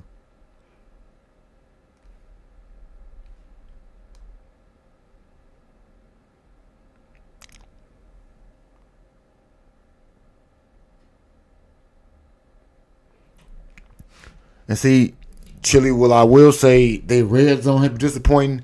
I won't say their offense has been disappointing thus far, but it needs to look drastically better, as well as the defense for making Snoop look competent. But like I told you, we have a tendency of making backups look better. Play right there. Brought to you by Benny's Beverage Depot. Don't miss the Benny's Toast of the game of the fourth quarter. Still Benny's, first half. the official champagne First half provider and of the laps on the Chicago Bears fast. Radio. If you can't find it at But Benny's, let's get it's to it, probably 'cause not this is gonna worth be a drinking. dogfight, Gain it of looks 2, like. third down and 5. Ball to 14. Baltimore also gets the second half kickoff. They lead 7-6 with 1:26 to go in the first half. And how do you come to the assessment that it's going to be a dogfight? The throw goes to Andrews. Low throw to the right. Fired on the stop, short of a first down. Short of a first down, and that's important here as the Ravens decide what to do. They've got the 1-point lead, 7-6. Yeah, but for that, don't you think they need significant stops? Possession time, and let's see what happens. Illegal motion. The Bears. 89. He never got set. Oh, I'm sorry, the Ravens. Penalty. We played penalties bro, at key are you not times watching the for same both game I'm teams. watching? And that one takes away. You ain't had stops already. The flag was on the They opposite side of the ain't field, driving. direction They're not he driving the went in field motion, just so up. the guys that were closest Go to ahead. him, they never. No, they're not. But I'm speaking like when I say significant stops, I mean splash plays. Critical stops on third down. That's not a splash play. That's doing your job, and those will happen throughout the course of the game. Those ebbs and flow. That's not every possession. I do think they'll make stops when you need to. Hard count takes the I know that, but I'm saying though, we on the road, so it makes a big difference if you can get splash plays early. Brady Jarrett, especially in the young man. they are playing the AFC North team. No, making the big play on to give third yourself down credit and for long, some and it's shit fourth that down you y'all to deserve Baltimore, credit and they for. avoid It does touchdown not put up by the Ravens. dictate Nice what you the said. both of You them. don't That was have a to do all those combined things sack when by you said they Javon need to Dexter Sr. happen. And Grady Jarrett. Or Nice nor do job. they need So to the happen. offensive line putting pressure on the No, quarterback. not early. No, you don't need them early and all this. And it's a You ain't say none of that. You just Loop early. now No, with I a don't field need them goal against try. the Ravens. You need them against And it'll leave NFL some time football on the clock teams. for the Bears And offense. you trying to make it seem like I need Loop to out have of these season, 9 of 10 jaw-dropping plays in the overall. first This half to one break the 42 Raven yards spirit. on the right We hash, don't. slight angle to the left. Yes, you do. Okay. Yep. And you're Okay, so saying your opinion. Out of Georgia. Otherwise, you're wrong. Former Boston Red Sox draft choice. Snap is Okay, down, so if they right got leg Derrick swing. Henry that Loops can move, kick if they got is a whole good. bunch of chain movers boy. on the offensive side of the Not that ball, good. and you Like playing it on might the be road, sneaking off to the right, but the Ravens now expand the lead. it helps you 10-6 just like y'all over did Bears. against the Say that again. 106 to go. It Quarter. helps you. It's break it's on not the a Bears Radio necessity. Network. You saying two different things. You just said it has to happen. Now you're saying it helps you. It does help you, but it don't have to happen. for y'all to win. No, it does not. In your opinion, are elevating their game in Bolingbrook. It's not Here's gospel. Mayor It's not the Mary truth. Alexander It's what Boston you to think. tell you herself. I Thanks, can't. Peggy. I won't disregard Bolingbrook what you remains think, but it's not true. You telling me what you think needs to happen, and that's granted. But that's not the way it needs to happen in order for us to win. That's G Honda's assessment. Very true. But it's not. It's So what is Mailbox's assessment for the Bears beating the Ravens on the road? Let's go back because you wasn't here for the three things I just told you about. Okay. Protecting Caleb for one. 0 sacks allowed is already gone, but they got pass rushers. You need time to survey the field, have a quick game when necessary, and rely on your pass blocking and chips. That's already happening. Sans they pre-snap penalty that killed the drive. Running backs need to get 30-plus carries. The game is still going. We need long, methodical drives. Oh, we already having those. Keep the Ravens offense on the sideline. You need to do more of that because, like I just told you, they got competent weapons and they can go ahead and beat those things. So we got to wear down their Ravens defense, which takes a whole game, not a half of the game, and limit their offensive possessions. They had 2 drives that looked good in the game. We had 2 drives that looked good in the game. So we doing that. And lastly, force Snoop into mistakes. I didn't say in the first quarter, go out there and make Snoop turn the ball over. I said force Snoop into mistakes. So you got this thing called 4 quarters. Do them all. I said force him into bad decisions. I didn't say force him into early bad decisions. I said decisions. So make Huntley uncomfortable. Not doing that right now. But your ball hawker mentality, you just almost had a pick that went off Byard's fingertips. You disguising things pre-snap on him already. The only thing they haven't done is make him uncomfortable. But of the 3 things I gave you for the win, None of it is what you said, that I have to have these things happen. Making him uncomfortable and making bad decisions don't mean turnovers. Bad decisions do not mean turnovers. So don't try to make the two things be the same. Cash, okay, so quiet. In your opinion, and your expertise opinion, I don't have no expertise. Okay, so in your opinion, do you think Bears being on the road in a dangerous I wouldn't say dangerous matchup because it's not divisional. It's dangerous because you're on the road anytime and they ain't a typical 1-5 team. But go ahead with your question. I'm sorry. Well, to what you just said, they're still dangerous. But so don't you think it would be more important for them to make Huntley uncomfortable and the run as uncomfortable as possible? Don't let Derrick Henry get an established flow of which that's uncontrollable to a degree. But yeah, I mean, if the splash plays are there, man, they want them. If they are there. But that goes without saying for every team in every game. The plays ain't there. Splash plays that you talk about. We got 2 sacks on them already. Those are splash plays. The game unfolds itself in a myriad of ways, and you want it at a certain juncture. You call a sack a splash play? A sack or a fumble? You call a sack or a fumble a splash play? Those are splash plays. That's something that pops out. They talk about a sack. They don't say, they don't just walk past a sack like it didn't happen. A sack, an interception, tackle for loss. No, you don't. But if get a sack, go ahead. But if you get a fumble to turn the ball over to go the other way, and your QB that's a bigger splash. That don't mean it ain't a splash. You trying to make things for your argument. You see this right? Caleb, look at this run right here. Caleb just had. That was a splash play. Oh man. I'm gonna have to give some terminology to G Honda on what sports terms really mean. How we're gonna score right here in this last break. Well, tell me what you think a splash play is. A turnover?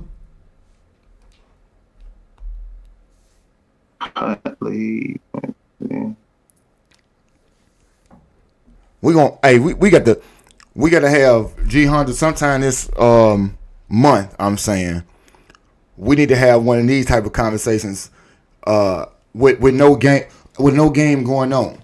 We gonna come up with our own questions like this because some of your answers are your questions are hilarious to me in some regards because I understand what you're saying. I mean, they phrase with a certain connotation. I mean, you trying to lead the witness with right. He's leading the hell out the witness, and I understand what he's saying. Yeah, that I have to say no, it does not have to happen. Those things do happen, and it's commonplace. This is the thing that has to happen. Oftentimes they say you don't want to let any team hang around because when teams hang around, they have a chance. That is the NFL. So a close game for you, especially on the road, is not good. However, rarely do you see people come on the road and blow people out. They eke out wins on the road. With that being said, I didn't say blowout. Go ahead. I didn't say blowout. No, I'm saying all of these things, the splash plays, the turnovers, those things lead you to a win. They don't lead you to a big win. So I'm trying to gain insight into understanding the win. Yes, it behooves anybody to score often and early, create turnovers early in the game, take the fan base out. But those things don't have to happen for you to win a game on the road. And that's the way the questions are being asked to me.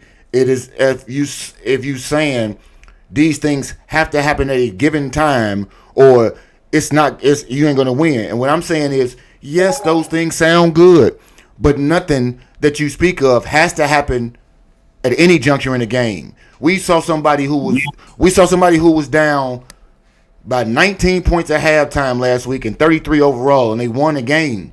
Would you say Denver needed to score a lot sooner than they did?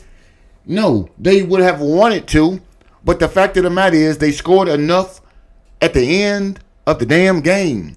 So I know what you painting with your perfect scenarios. And what Bears did against the Commanders? The defense got 2 turnovers. My defense didn't score anything. My defense didn't score. My defense didn't score at all. No, I say no. You said my defense scored. I know what you thought you said, but I know what you said. You said my defense scored, and they didn't. My defense turned. You did. That's why. 2 significant turnovers. Thank you, God, for having this thing called a recording device, so that I can tell G Honda that I can play the damn tape. I know what you said, and I know what you meant. Be that as it may. Okay. Be that. Okay. Words mean things. We talk about this on panels all the time. No. Tomato. No. Semantics is what you're trying to play right now. I know what you meant. I prefaced it by saying I know what you meant, but I know what you said. Did I not say that? Okay. Can I finish, sir? Yeah, go ahead. So, back to 2 weeks ago when your defense got 2 significant turnovers to beat the Commanders, to come out and to squeak to get the win. Use whatever words you want. Okay. Squeak. Yeah, hey, but okay. I'm gonna use Vin Diesel. An inch or a mile. Come on with the real. I don't care about the analogies either. With the inch or the squeaks. All right. What you were saying? All right, facts. All right. So, like I said, if they on the road against the Ravens, the way Caleb is looking right now, right? It most important if the defense, if you want to get that win on the road, if you want to put them away, at which it may look highly unlikely, the defense must get let me explain my definition of splash plays because I asked you that a long time ago. I know you do. You working on a whole different planet. Go. Okay, Neptune. All right, so. My definition of a splash play: you getting the pick six, you getting a fumble for a loss, and you can convert that. Not just getting a sack, not just getting a fumble, but you turning that into a scoring play. You turning that into a scoring drive. That's my definition of splash. Mm-hmm. Not just you creating that in that INT. So the turnover don't matter unless you get a touchdown. That's what I said. I know he trying to make his own definition of splash play, and that's fine. I knew he meant something. No, capitalizing means scoring off a turnover. No. See, once again, you can play things though, G Honda. Hold on. That is true. What's the purpose of getting a turnover and not scoring? Very true. But that is not the definition of a splash play, sir, is what we're talking about. That's what I'm talking about when we talk about. That's why I said we'll have an interesting. Your definition, that's right. And I said your definition is going to be far-fetched and out of here, which it is. It's lunacy, but it's yours. And fanatic is the definition of it. But because it's winning. No. That's the difference between our two franchises. No.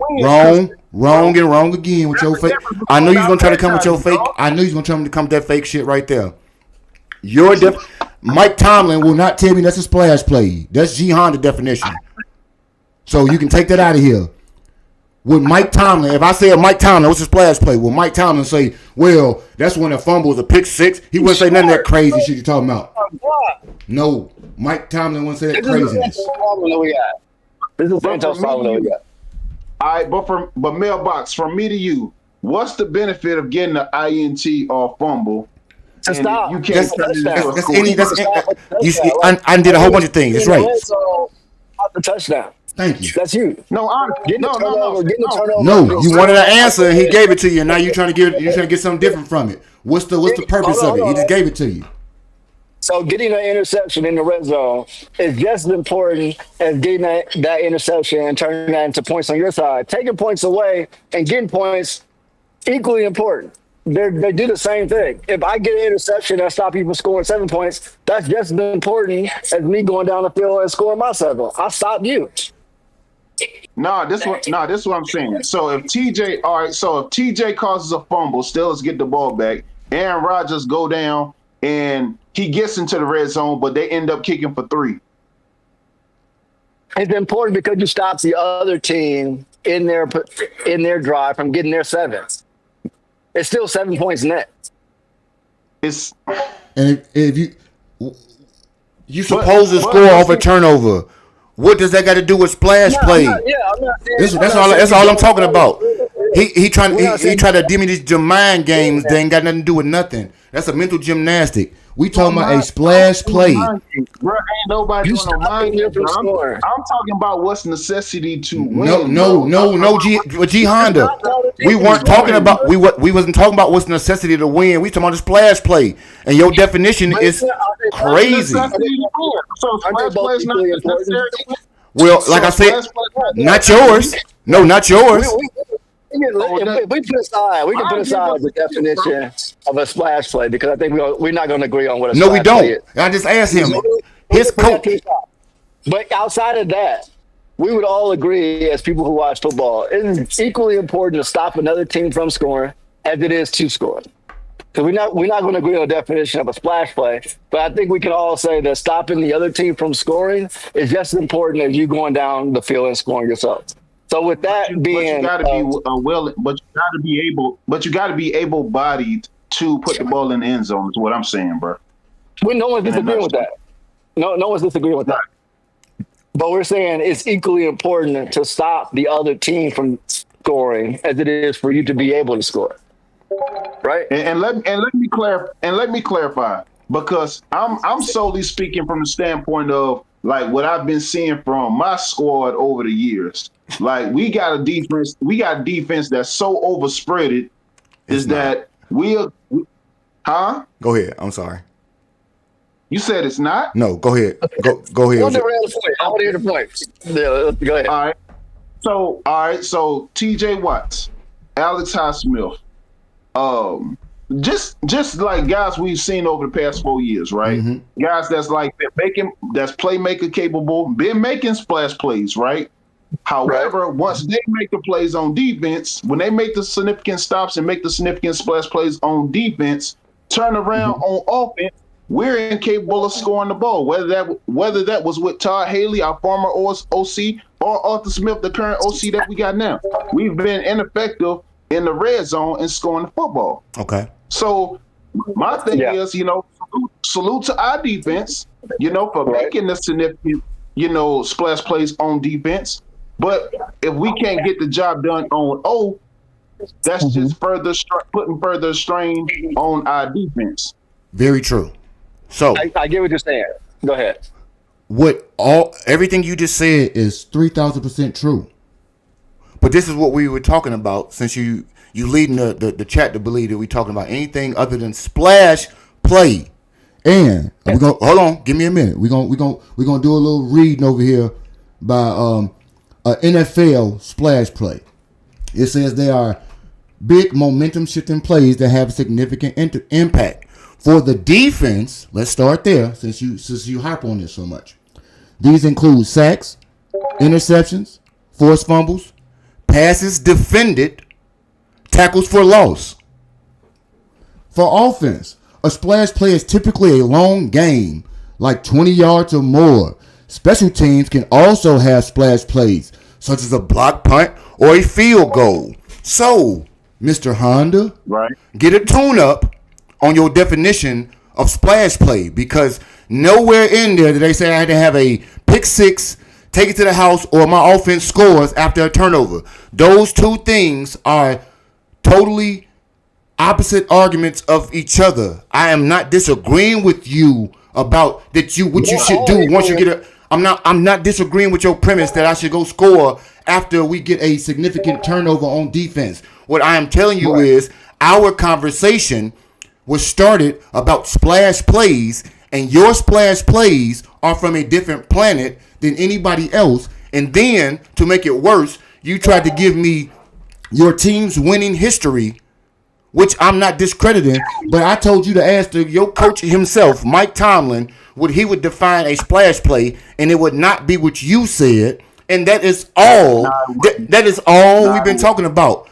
You have your own definition of splash play. I don't deny you that. You fine with doing so, but don't try to construe or misconstrue the fact that your definition does not behoove you to make the argument on splash play because it's not a true definition. It's yours. So by your definition, a whole bunch of teams don't have splash plays because they don't score after a turnover or something. And that is by your definition, but it has nothing to do with the conversation of splash play that we were talking about. That's all I'm saying. Everything you said is good.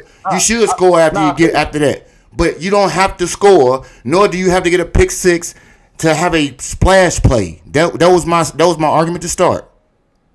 Right. But you know what, Mailbox, it's a reason. That's just a high standard, right? Like the standard that is that and I get your point. As a Bears fan, I've seen us have good defenses and struggle on offense for a myriad of reasons throughout a lot of years recently. So I get the point that you're trying to make. But at the same time, that's a high standard to hold a team to. Having a defense that's able to I don't mind if I win a game 6-3. That means the defense did their job. Would I like to win a game 45-7? Absolutely. But a win is a win, and the standard that your offense has to be able to go crazy in order for the turnovers that the defense generated throughout the course of the game to actually mean anything. One, they have no control over. They only play on one side of the ball. But then secondly, it's just a high standard. That can't be true for everybody. Well, but see, when you got X factors like a Devin Hester that can run for 100+ returning a game, or a Marshall. But that's a Hall of Famer. You talk about I had this conversation all the time with about Derrick Rose as a Chicago Bears Bulls fans. The standard can't be Hall of Fame people.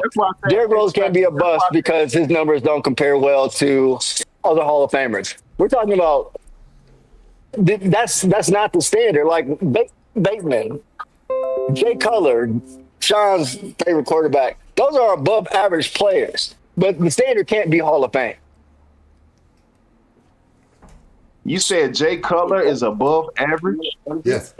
Here we go. See, that's all I'm gonna say. Just yes.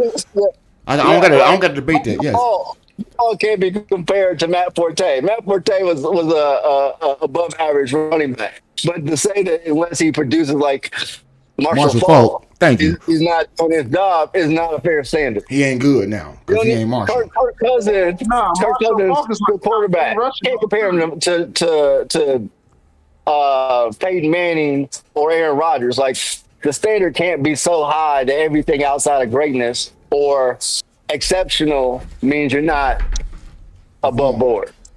Right. 70% of the people on the field are average.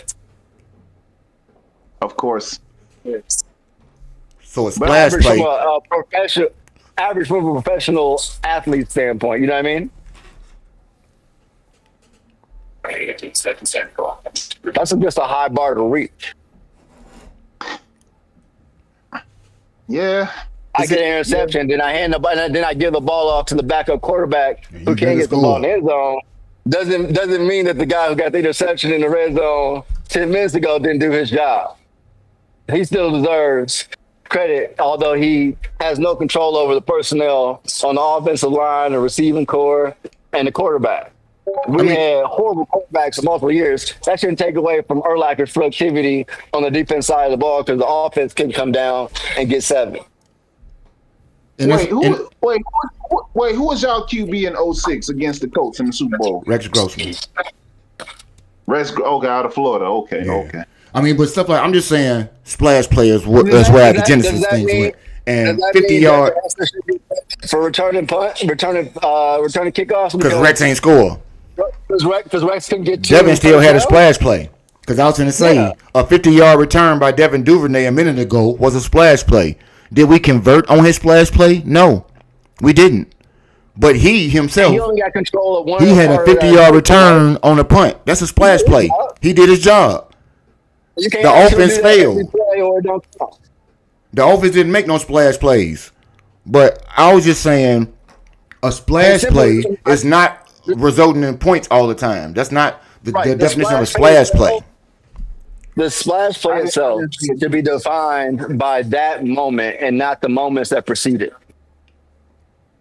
Hence the play, not plays.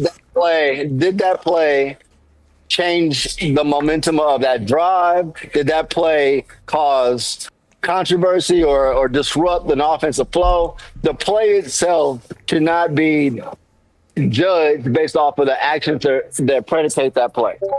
The play itself should stand. That's an interception. Everybody, another 11 people come on the field, and those 11 people go off. That man got nothing to do with what y'all do with this great field position. That play alone should stand by itself and not be dictated by what the other 11 guys do after the fact. Now, does that impact your ability to win the game? Absolutely. Everybody agrees with that. But you can't take away what that person did because of what happened afterward.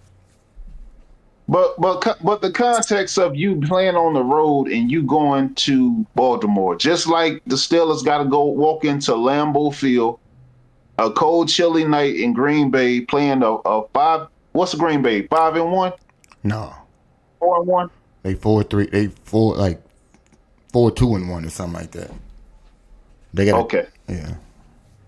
But they good though. They're contenders. They got the best record in the league, right? In our division, NFC. Okay. So we Aaron's revenge game, so to speak. Yeah. And well, by his words. So I mean, I would say that going on the road against any team dangerous, like you gotta take them out early. In my opinion, you want to take them out early. You don't have to. That's what I'm saying. The way in which you paint these pitches is from optimal level.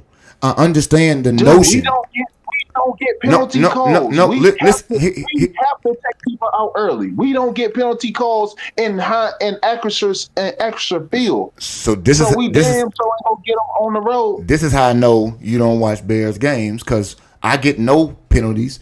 Coast and Loveland got 2 phantom OPIs that haven't happened in no damn game, but they've been called on them. All of those things are going to happen in the game.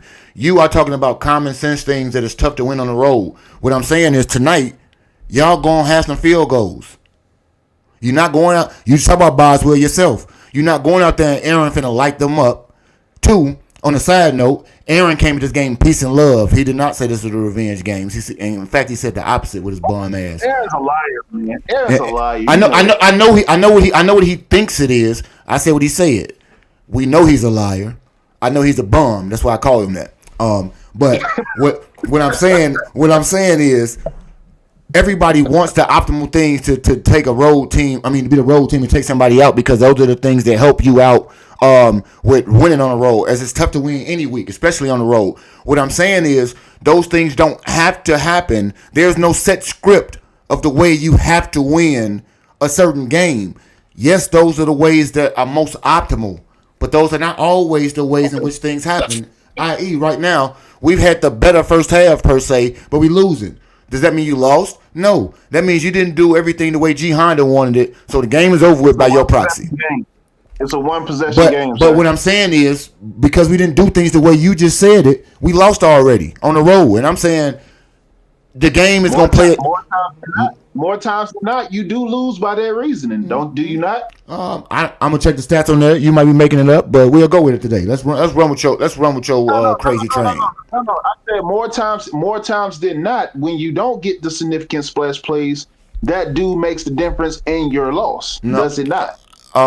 Turnover battles usually do that. And like I said, my team is number 2 in the league and splash plays and big plays. So that by itself, I wouldn't measure that as to why we win in games necessarily. The turnover battle happens for everybody. Yeah, your definition of splash plays, that the Chicago Bears lead the NFL in splash plays. We crush it. We're the number 1 team in the NFL in big plays. No, by real definition. By our definition, not by his. His resulting touchdowns. If we were leading the league for 4 weeks in touchdowns, and then wait for that Caleb Williams to Roma Dunze. But we're not now. McLeod, he'll hand but I'm saying, and we have there. Now they move the ability to get turnovers. We're not in the problem area in either of the categories, even by your high standard and definition. So a quick start to by normal standards, we're times like 3 or 4. By your standard, we're still not in the problem area. Early portion Right, like we're leading the league in big plays, and for 4 weeks we were leading the league in touchdowns from Caleb to Odunze. By your definition alone, we're not. We may not be in the top 2, but we're not. We're still in the top 10 by your definition. And I'm ninth in scoring defense for the Bears without with these field goals. The inside receiver. I understand what you're saying. We ain't playing at home. We're playing away on the road. Better than their records, but even by your definition, they're not. These are not problems for the team. You can't be 1, 2, 3 in all of those categories and question whether or not they have the ability to do it. They're slow on the scoreboard. Okay, I'm going to say this. And I'm 2 or 3 on the run to the right down. Our kicker, Chris Boswell, has over 1,600 points scored with running that us. long past the Bateman. They brought Tremaine Edwards down on the end. Over 1,600 You got less guys in coverage when you do that, trying to stop the run. On 3 occasions over his tenure with us, I believe between 3 to 5 occasions, we've kicked all field goals to win the game. Here's the snap out of the ground. No, I'm sorry. 3 to 5 of those times that he's performed with Steelers, he's won games with all field goals. Okay. Gain of 4. Like that was our only that's a big push. If you're a defensive lineman and you're going to get in the path of Derrick Henry, you got to be able to disengage from your offensive lineman because if you think that you're going to be able to hold off an offensive lineman with one half your body and tackle Derrick Henry with only one arm reached out, he's going to run through that attempt or at least have positive yards attached. Ravens are 1st and 10 of the Bears. In none of those games have we won with all field goals. They're in the third quarter in fact, leading. Only one have we won with more field goals. And that was last week. Now evading trouble, rolling to his right, throws on the comeback. I need my defense to not Andrews, the veteran make tight end with Sewell and Brisker defending. like you talked about. You was right about the tight ends. I need the tight ends to get it together. Because Andrew Billings was putting pressure on the quarterback, but he just doesn't have that burst to get to the quarterback, so Huntley was able to field on right now, but they got to do what's in front of them. Find the tight end. Create some loss. They're going to give him 5 yards on the pickup. You ain't really getting no pressure on them yet. You got to rattle anybody. All of them pros, like you said, average as hell, but all of them pros when you got time. Second half this year, but they're on the march to the Bear 12. 2nd and 5. Motioning. Flowers. They fake it to him. Huntley on the keep on the RPO. Doesn't have the edge. Jermaine Edmonds gets on top of him. He gave himself up. That'll be a loss to the 15-yard line on a loss of 3. They had the edge sealed, Tommy had nowhere to go. Yeah, nice job by the right-hand side of the defense. The left-hand side of the offense had no movement. When Huntley tried to bounce it outside, he knew that he had a no-escape opportunity, so he kind of took himself out of the play and just went down to the ground. So the Ravens left to right, 3rd and 8 at the 15-yard line of the Bears. Motion lively, the tight end into the slot to the left. Double slot to the wide. We got a touchdown, now we up 1. We're just going to turn the table. But they keep them shy of the 10. They kicking field goals, we get a touchdown, now we up. They can get a first down inside the 7-yard line, but that is not going to be the case. Now it's 4th down. They'll bring out Luke, the field goal kicker, after the gain of 5. 11. I consider this a win. Bills you think of how quickly they were marching down the field and they stalled there in the red zone. The Bears holding them to a field goal. Crushing their ass at halftime. To me, that's a win coming out the second half. Somewhere. Second half possessions. They had 2 touchdowns and 2 field goals, a fumble and an interception. So a 28-yard chip shot. Snap is down, kick is up, and it is good. Easy peasy, 13-6. Luke the kick and a lead of 7 again. Right now, I feel like I should start some Ravens with 10:05 to go in the third quarter on the Bears Radio Network. You starting to see who? You all know the 13 you should start to see that. Right now, Windy City to go I said right now I'm feeling like I should have started to see that. 14, gate 14. Not that means we're not going to win the game. I'm just saying right now, numbers-wise. No more trudging in the rain, snow, or cold. Football, concerts, soccer. You will be safe and warm and get home an hour before your friends. Call 866-94-WINDY or WindyCityLimos.com. We talk straight in context about with America's best lineup of hybrids from Hyundai, you get the best of both worlds. This is my point. In sport, backed by America's best the Hyundai Tucson Hybrid. It's talking about sports. I got you. It's the Hyundai Tucson for $259 a month. in sports. Or get 0% APR PPR on You the team. know, that's I was gonna say you do in the way in which you characterize. No, our initial conversation. Bradley University. And like the genesis of the conversation, you characterized my sport or diving into sports education. That's how you characterize all of them, not just sport. Athletics, study abroad. You gave me a G Honda, but I get you. This is your example of it. I've known you 20 years. I know you. But what I'm saying is this is your example of it, correct? Yeah. Sports. Like I said. No. I'm saying, are there other examples besides sports? I don't know. That's my point. That's my point. No, but those my point in the whole genesis. But it was character. No, that wasn't the entire point. Okay, go ahead. With finishing Chicago people you don't know. Your free list of No. And what I'm offering, let me finish. Okay. What I'm offering is, finishing and signage contractor. and most times, the conversation is going to be sports from your point of view, because that's what you're truly passionate about with people you don't know. You're not going to get in some deep philosophical conversation with someone you don't know. Touche. Is going to be in some general topic, this being one of them. 12-play drives, and that's kind of my record. But see, this would be the end all be all of the argument. Yet it was characterized as if we are talking. This is just an example. I wasn't saying this is the only. I wasn't saying this is the end all be all. I was saying case in point. When you say 95%, and you can't. When you say 95% and you give no other example except those, I kind of believe it's 100. I'm being hyperbolic with 95%, but you get my point. Gives up the football. Let's hope the Bears recover. Make release is kind of fake. KMP, how you feeling today, man? Bears look like they've got it. Think about random conversations with people you don't know. They're all sport. Those being sports derived is likely for you. Yeah, coming up in my interactions with you in those encounters. Yeah. And okay, and did you ever that's get a report fair, on Dominique but still a Robinson mischaracterization in the way in which it was phrased on the whole. Yeah, I mean, he left the It was never even specified. Like, I know most of the conversations are in sport, but that was never brought up at all. That was brought up right now. So in the conversation we were having, it's like general conversation, politics, the weather. I'm on a panel weekly. You check me out on a couple people's things on YouTube, including Ty Pro recently. I want to find the example of what you are talking about outside of sport. But we'll get back to that. This way more important than that, right? Yeah, this is way more important. I already know who you is, man. This is the practice time last week. You never changed my mind. I know. I know it.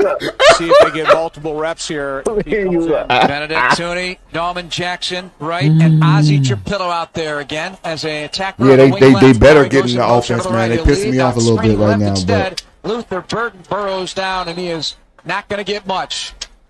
And two defenders there, the running game and everybody is a little bit stagnant to say the least.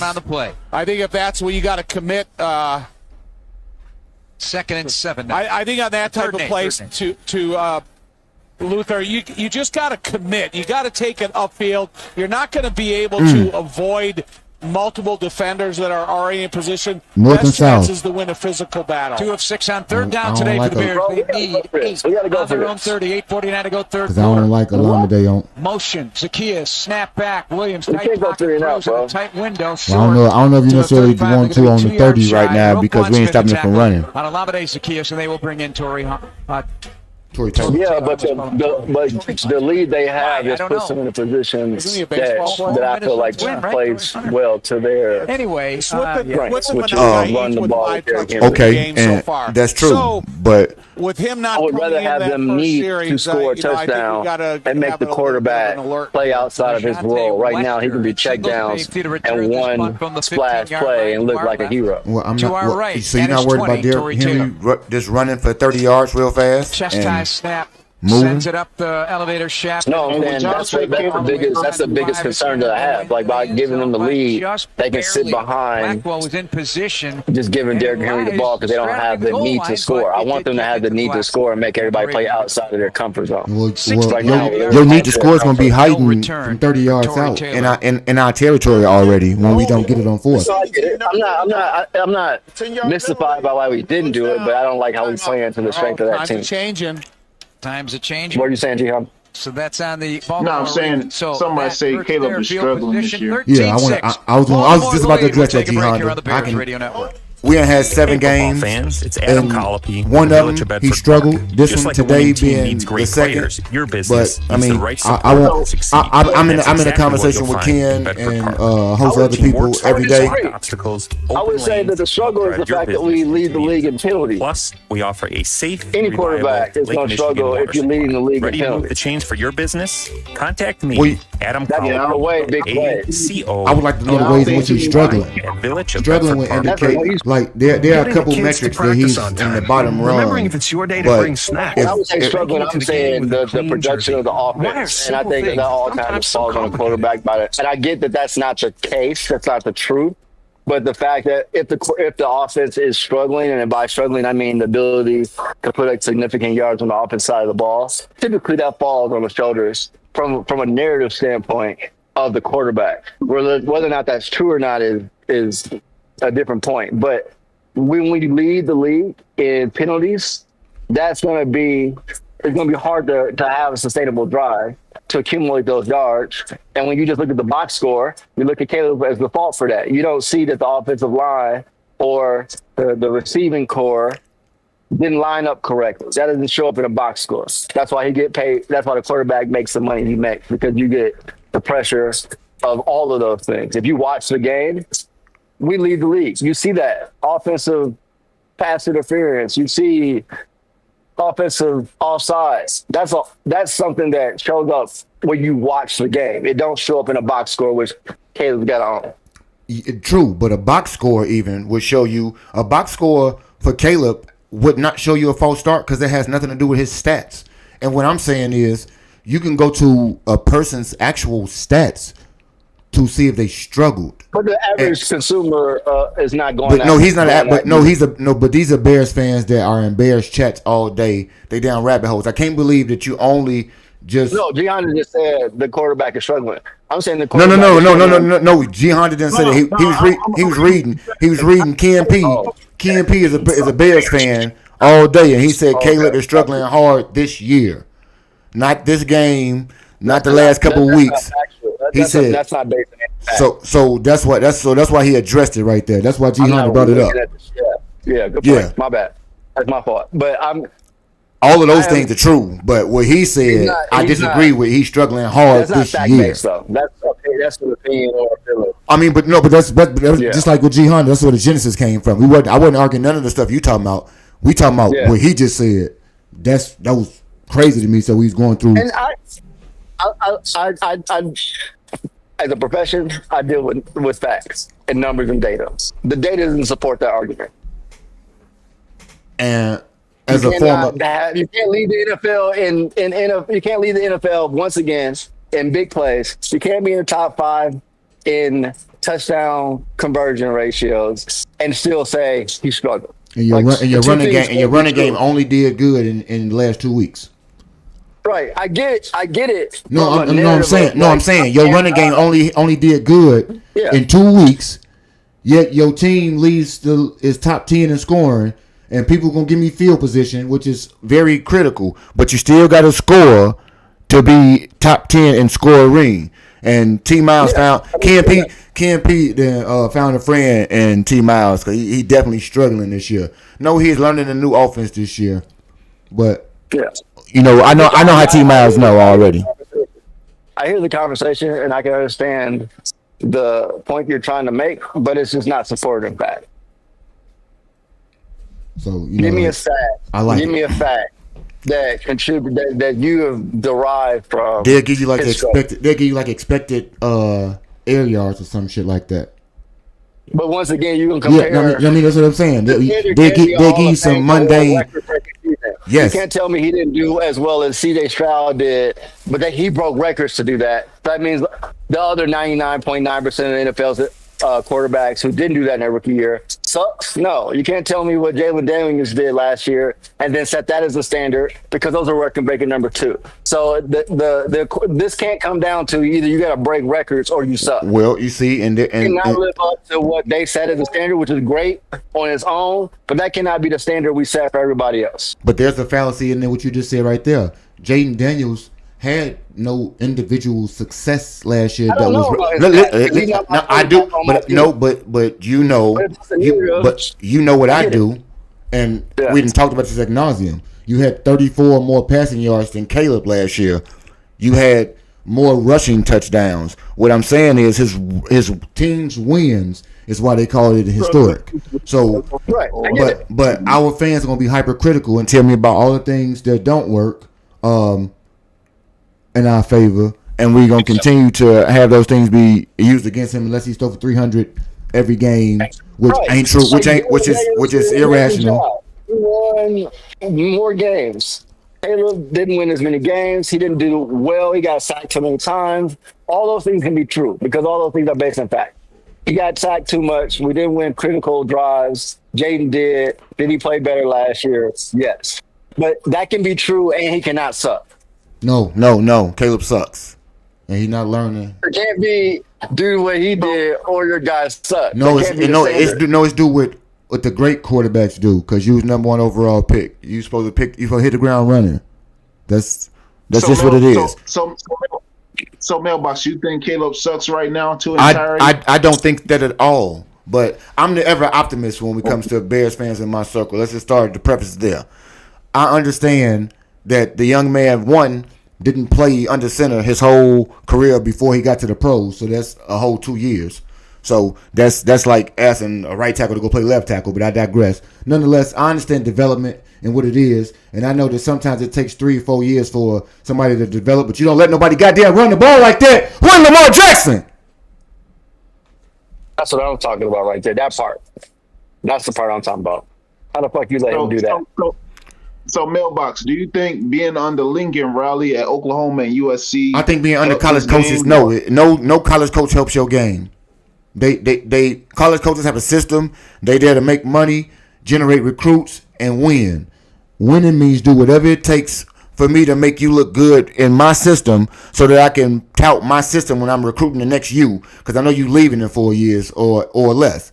That's understood and it's respected. When you don't play, yeah, well, okay, well, one, that's an indictment. I never even use that as a comparative for anything, because very few Heisman winners besides Cam and Lamar that's actually successful. So I don't bring it in the Heisman shit. College to me is college. Saturday is not Sunday. They came from because they came from top P5s. No. What I'm saying is that award don't typically render you. It don't translate to success. That award holds nothing for me when I'm trying to talk about these players. What I'm saying is your development. If you play, and Bill Parcells used to say this, if you start at least 50 games in college, this is what college quarterbacks should play 4 years, but all of them don't. So his development is going to translate a little further down the line in the pros, because he didn't have those extra games ahead of time. And by all means, every quarterback has his own journey, as we've seen with Daniel Jones, as we've seen with Sam Darnold, and a host of other people. Nobody gets it at the same time.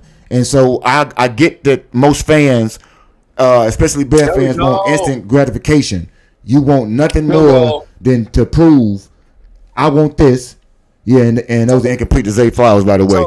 They want instant results. This is where the gray in my beard needs to be shown, because I'm a old head in this regard. Development takes time. This man has played less than 30 games in his professional career, and that is different in different systems and different than he played even in college. He is not out there looking like Bryce Young to me. If you look like Justin Fields, and how many offensive quarterbacks? How many offensive coordinators? But you had 3 offensive coordinators in those 30 games. If he had the same one, I would be more concerned. But this is what I'm saying: we both, as Bears fans, have seen Mitchell, have seen Rex, have seen Kyle, have seen a plethora of people. We know bad quarterbacks. I understand that he's going to take more time than we want. But I'm an expert in that quarterback play. And so my growth and understanding to evaluate a quarterback is this, in my own metric, nobody else's. If you get a 5th-year option extended on you, and thus receive your second contract as a quarterback, your second contract means your team re-signs you. You have proven enough in the NFL to not be on the wrong side of your draft status, because people don't typically give the highest paid position as Justin. That's why he's somewhere else, because we had to pick up a 5th-year option on Justin, not because they couldn't patchwork and win with Justin, but they knew they was going to have to do a whole bunch of things to surround him and pay him real quarterback money to not give you real quarterback results. And so if they come to the conclusion, even if they're wrong, if they come to the conclusion that they give you the 5th-year option and thus re-sign you, like Trevor Lawrence is the one example where I can think this was utterly wrong, and not necessarily utterly, because he still got a chance to redeem himself in the fact that he is not out of winning the AFC South this year. A couple bad games, but they still one game behind. But everybody, they all got their own reclamations in terms of projects, and Baker's the example of the number 1 overall pick. So thank you for that. But everybody is on their own journey, and I see progress from last year in Caleb. Last year he was totally scared, happy feet, shell shock, hero ball the whole game. Never even and speaking of hero ball, not even total hero ball, because you was holding the ball for 7 seconds, but you wasn't throwing downfield. So I understand the things that he's not doing well. People most times I think mistake me not criticizing Caleb as me not seeing that there are things that he needs to improve on. There are several things that he needs to improve on. I also understand that from last year to this year, he has made strides that I think his coach is on par or expecting of. Maybe a tick behind, but I don't think his coach is disappointed, and nor am I. But everybody got their own way to expect things from the quarterback. With that, what you think about it, Facts? So I think we get too caught up in wins and losses when we're talking about the progression and the development of a quarterback.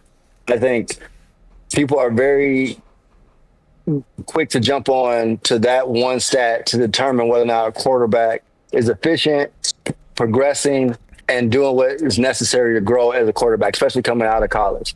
So if we look at, we've seen Mitch Trubisky have a great first year. We've seen Jalen Daniels have a great first year. We've seen C.J. Stroud, great first year. Number of quarterbacks, and by great first year, I mean winning. I'm saying Mitch didn't, but I digress. Don't use Mitch again. He was second year, but go ahead. Second year.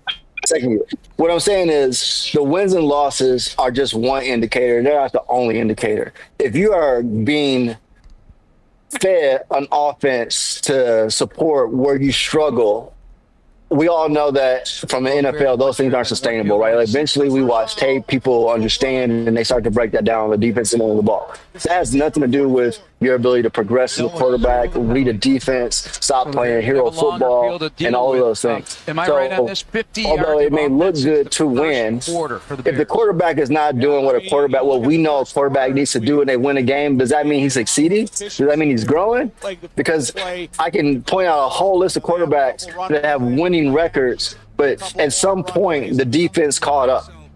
That's why you see quarterbacks have career or record-setting year ones and step back years 2 in year 2 and 3, right? Like C.J. Stroud's a perfect example. Came out, did well. If he was such a great quarterback, then why does he take that step back? I'm saying that eventually defenses change, coaches figure it out, and you have to show true maturity as a full-rounded quarterback and not just be in a system that works for you. When you're in the college level, you're working in a system, to your point earlier, and that system is not predicated on you doing anything than meeting the requirements of the system. When you go to the NFL, you got to make splash plays, and you got to be consistent in areas that aren't fancy or sure. Hey, do y'all think Chicago's adequately building around Caleb? Yes. Right now? Yes. Yes. Carry on real fast. I got something to say after you're done with this. I don't think you can do more with the offensive line when you go get 3 offensive linemen that are Disingenuous question. We know the additions of this for real. Get back to what you were saying right now. So what I'm saying is, very often we say because of your record, you weren't successful. And what I'm saying is, anybody who's actually watching a game that can give it the eye test can see Caleb Williams held onto the ball too long last year. He got sacked way more than he needed to. But that worked in college, which is one of the things I think he didn't benefit from when he went and played at USC, because he was able to be a hero and that worked. He had to learn that doesn't work. And so you got to progress. Now he doesn't get sacked nearly as much. He's nowhere close to being on target for 60-plus sacks. That's growth. Now, whether or not that turns into a playoff run or not, his ability to read a situation and grow and learn from his mistakes is not questionable. Those are facts. He had 68 or 60 plus, and he's nowhere close to that now. Well, how he got there is only through growth. And that's where I like to be. That is not what he's doing now, which means he's progressing, at least in that area. If you're leading the league in big plays, that means he's able to get the ball down the field and not take a sack. And I agree 4,000% with you right there. Easy answer to the test. This is the funny two things I got. Will he win? Will he win 16 games? I don't know. But he might lose more. But statistically, he's grown in that area, and that was the area going into the season that we had to be concerned about. And that's one of the funny things I wanted to hit you on. Out of Michigan, C.J. Stroud's rookie year now becoming is a key person an all-time record for everybody, including the only person who's ever had that season is one Thomas James Brady. So, C.J. Stroud in his rookie year actually was the reason his team went from 3-13 statistically and record-wise. He was the reason they won all of those games. Wrong goal. Inside the Raven 40, inside the 35. Second, most people don't conflate this year, and we talking about Caleb. Most people don't conflate winning with success for Caleb, and this is why. We 4-2, facts, and nobody, and everybody find everything wrong with Caleb right now, and we winning. So winning, they ain't worried about winning. They worry about that with everybody, but when it's your quarterback, he still ain't doing what they want him to do. DJ Moore was wide open in the flats for 7. He took the shot for 15 for a doomsday. Okay. That's progression. Well, it's not simply just taking an easy pass. It's evaluating like that's progress. Well, I need you one day to be here so we can look at the all 22s. But like G Hunter said on the slide, he was able to read, and I want to hope that Rome is your second read in that situation right there. But I need him to go ahead and do things like that. As far as hitting some of the players that I know can get the players more bought in, and by that I mean leading them a bit more and being able to be a bit more anticipatory by his throws. Sometimes not being. I think sometimes he still questions what he sees, and I want all of those things to eradicate. This is crazy. You can't rear naked joke, man. You said, well, you gotta be ready at all times. Everybody, if y'all don't know about jiu-jitsu, be ready at all times. I'm just gonna tell y'all that. I don't practice it, but I know you should be ready at all times. Otherwise, bad things might happen in the world of jiu-jitsu. What I do think is the O-line is on the whole better this year. G Honda, in terms of the additions around him, the coach and the staff is better around him. And like I like to tell people, your GM, while I think with Deo and Grady may have quality value and service improperly identified some stop gaps. I don't think that oftentimes we give any credit to the fact that I can't address everything in one draft. Sometimes I gotta get where the getting is good. And if my coach truly identified Burton and Colton as what he had to have, maybe I can argue with you about your pillow. But they as a team misjudged his ability to play the left tackle to start. But for the most part, I think 70% of what's needed has been put around Caleb. Yes, we can always stomp for a better left tackle. We can say we want better, edge rusher to replace or couple with your boy Montez or what have you. There are several ways in which they can continue to get better. But I tell people, one, unfortunately for us, our GM was learning how to be a GM in his first few years. And so while some moves may have still been bad, I won't try to negate those. I have to give you deference that you actually, in some ways, have learned from some of those. Not to mention, all of your picks, the way people criticize them, have not been bad picks. No, we're not picking. No. Move away. Move. Oh, he's talking I'm in the middle. But I just think that on the whole things have been done. Go ahead. Oh, no, I was just going to ask, who runs behind DeAndre Swift? Kamanunga.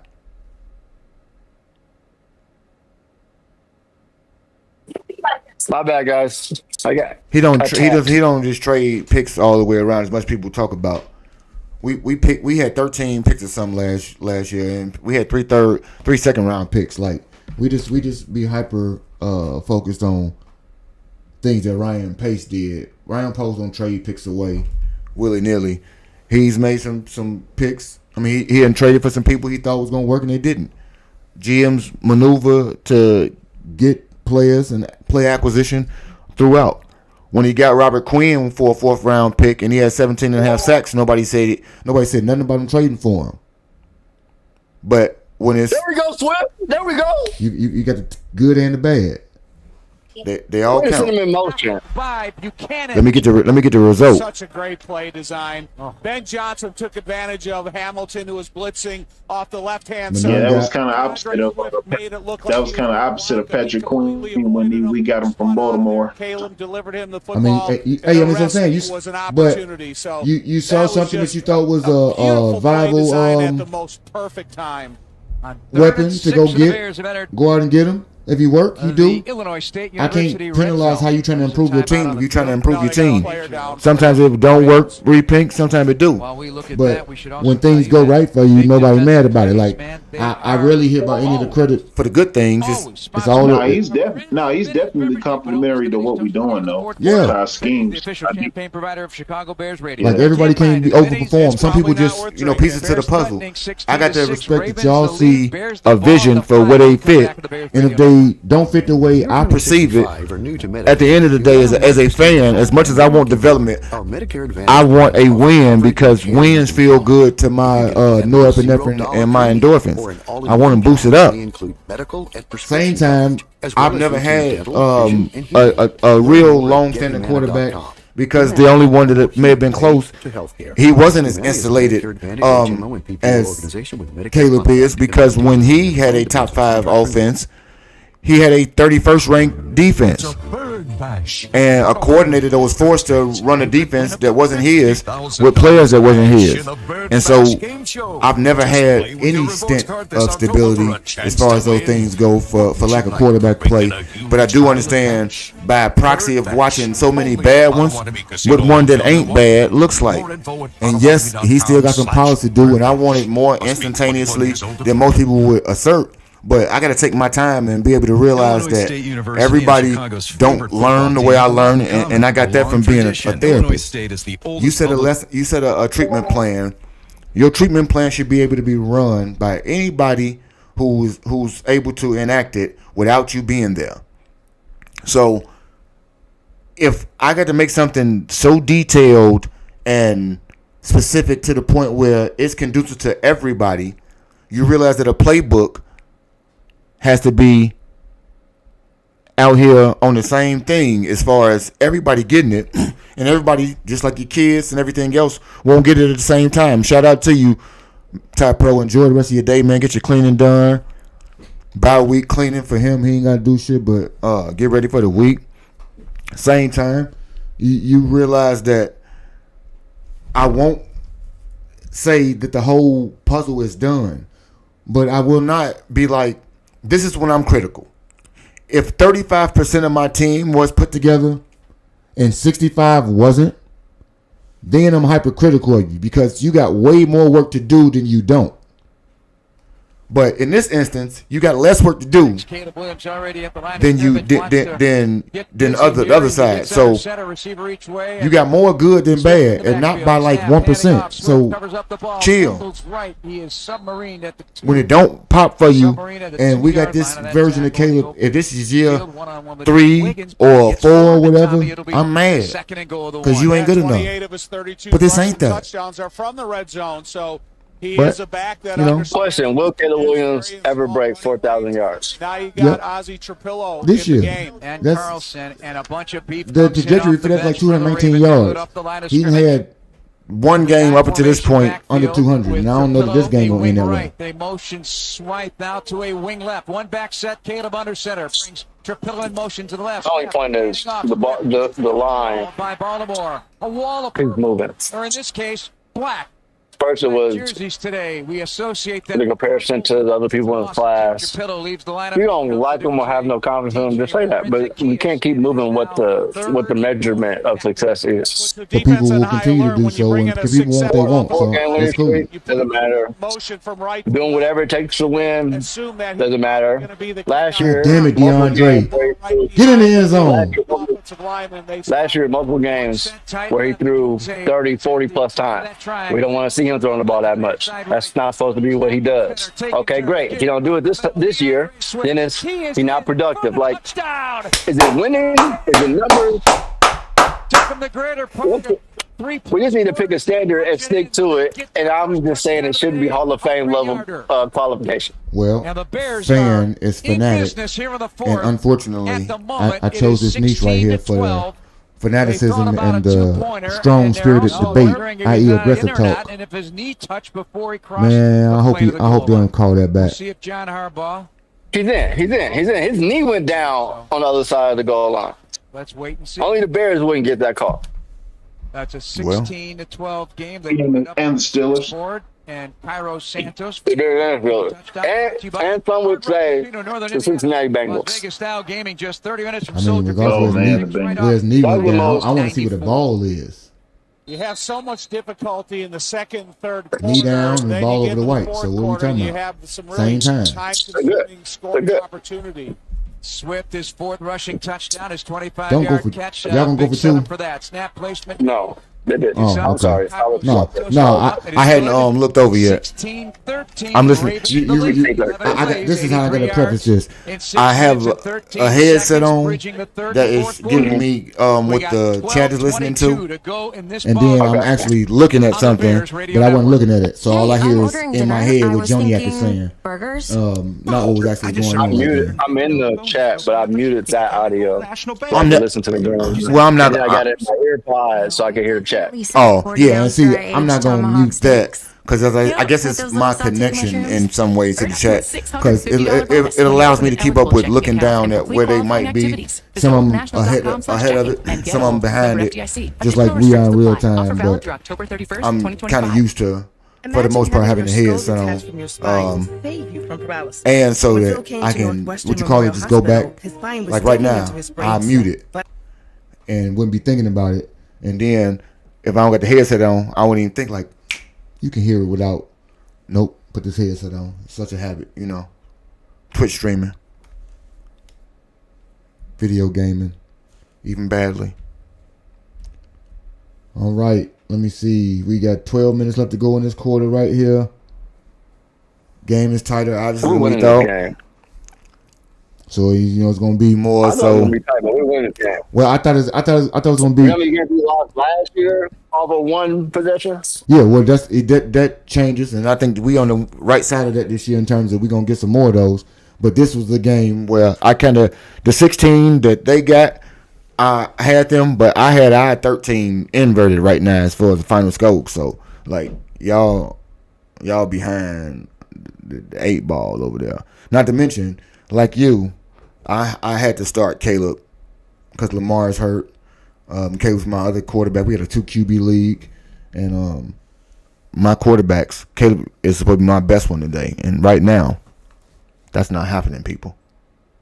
It's not happening at all. But stat-wise, 17-22. I got like 23-19, something like that. I mean, but like he got a 77% completion percentage. No interceptions right now. Yet that ain't good enough. Like people say, he stopped throwing 52%. Well, now he's 77, and it ain't good enough right now because we losing. So I understand the context. We need some points on the board. But even so, that would be something people wanted him to do yet, because it's not attached to 300 yards. It probably won't be acceptable tomorrow, even in a win. I know. Nah. Like I want to know the conversation. Go ahead and secure the win. I know, but last year he had multiple 300-yard games, and the conversation was he throwing the ball too much. No, well, then it was catch-up yards. Whatever, but yeah, see, I know. That's what I'm saying. It's fanatics. They never gonna be happy, so I'm fine. I just want to know what the next trope is gonna be. Yeah, I can't remember who it was. He had like 335 yards in the game, and all I heard the next day was he threw the ball 41 times. Thought he had a chance. He threw the ball 41 times. Okay, so now absolutely nobody. Don't throw the ball that much. Like, come on, man. Like. It's hard, man. It's hard to understand what the metric is. Motion to the right, one back. That's Derrick Henry. Fourth quarter time. Henry the carry off the left side, and the Bears bring him down. Sewell. Oh, after 3-5 today, Ken. So I started off 3-0 in a couple leagues, and right now we are touch and go. A lot of injury, a lot of bad starts by myself at times, but we still hanging on. We still respectable in mostly all of them. I think all of them. I might be winning pickup right now. I wouldn't know. To me, I still. I don't either. I just picked the Ravens. He averaged 19 carries a game last year on the way to a great year. Justice Hill, and now the lineup is at the left. They're going to end around. I picked the Ravens. That was when I thought Lamar was playing, though. By TJ. So they had to put the picks in by Thursday. 44-yard line of the Bears. Who is this? They incorporate Zay Flowers, and Zay Flowers picks up 8 yards on that. Who scored? And the Ravens now into Bears territory once again. They had a 16 consecutive points scored before the Bears get that touchdown from DeAndre Swift to make it a 3-point game here in the fourth quarter in Baltimore. I mean, that hole would really open up, but it takes him so long for a wide receiver sweep to get to the point of attack. But by the time he got to the point of attack, the hole was still sustained. Right here, every night. Tighter right end, Flowers. It checks to the left side from center of the toss left. Keaton Mitchell on the cutback. We need a T-Mouse. We need to turn off so bad right now. 40-yard line of the Bears. He'll pick up a few. The Bears Advantage of the game brought to you by the Advantage Dealer Group. Find your next Chevy, Acura, or Toyota and drive away in 60 minutes or less, or they'll make your first car payment. At the end of the first half, Caleb Williams passed 5,000 career passing yards at his 24th NFL start. Only the second Bear quarterback to accomplish this. Mitch Trubisky being the other. Javon Dexter down, getting some medical attention. He's got a Javon Dexter today. getting medical attention right now. Heat up in that department in terms of sacks. Coming into today, 2.5, so 3.5 for the season. A sack as well from Montez Sweat. We will take a break. 10:46 on the clock here in the fourth quarter with the Ravens leading 16-13 over the Bears on the Bears Radio Network.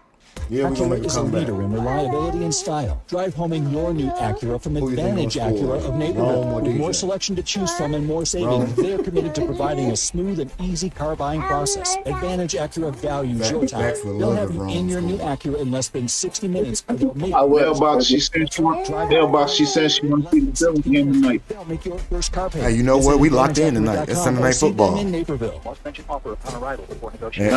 We locked in tonight. It's Sunday Night Football. I told you G-Hunt, I'm a Steelers fan today. Football isn't just a game. It's a Oh, no, don't be a Steelers fan today. No, Yes, I am. We don't need no. Yes, I'm a Packer hater. No, you're not. No, you're not. We don't need you playing Mario Winans in pulpit pimping today. I got a terrible towel today, baby. It's terrible. Yes, she want to turn over. Ken, look. She don't got all the words formed just yet, but wait till she do. Bear down gonna be in her lexicon before a lot of other things. She already know los osos. Postman Law knows En their español playbook, and they use it to get you solamente results por mi fast. nieta, ¿sí? And with over $3 billion Vamos. won for their clients, Postman Law delivers. From auto accidents to And workplace he get overly injuries, excited. you need to You win. think Call he's supposed to be 844 Postman or visit in postmanlaw.com attention for your seeking free mode. consultation. You sit on down. Others promise. Postman 16-13, delivers. everybody. This is attorney advertising. Bears trail You're turning at the 65 moment. or new to Medicare. No fret. Humana might just have My the health plan defense you're looking for. is gonna make Our some Medicare sound Advantage stops plans when they offer need coverage and to care out you here. can count on. You could get a plan with a Splash plays. or Hey, all-in-one I need a splash play. Give me a sack right now. as well as routine dental, vision. We're gonna get a takeaway. We're gonna get a takeaway. Give me A sack. give me a fumble. Give me a strip sack. The leading defense in takeaway is getting a takeaway in this game.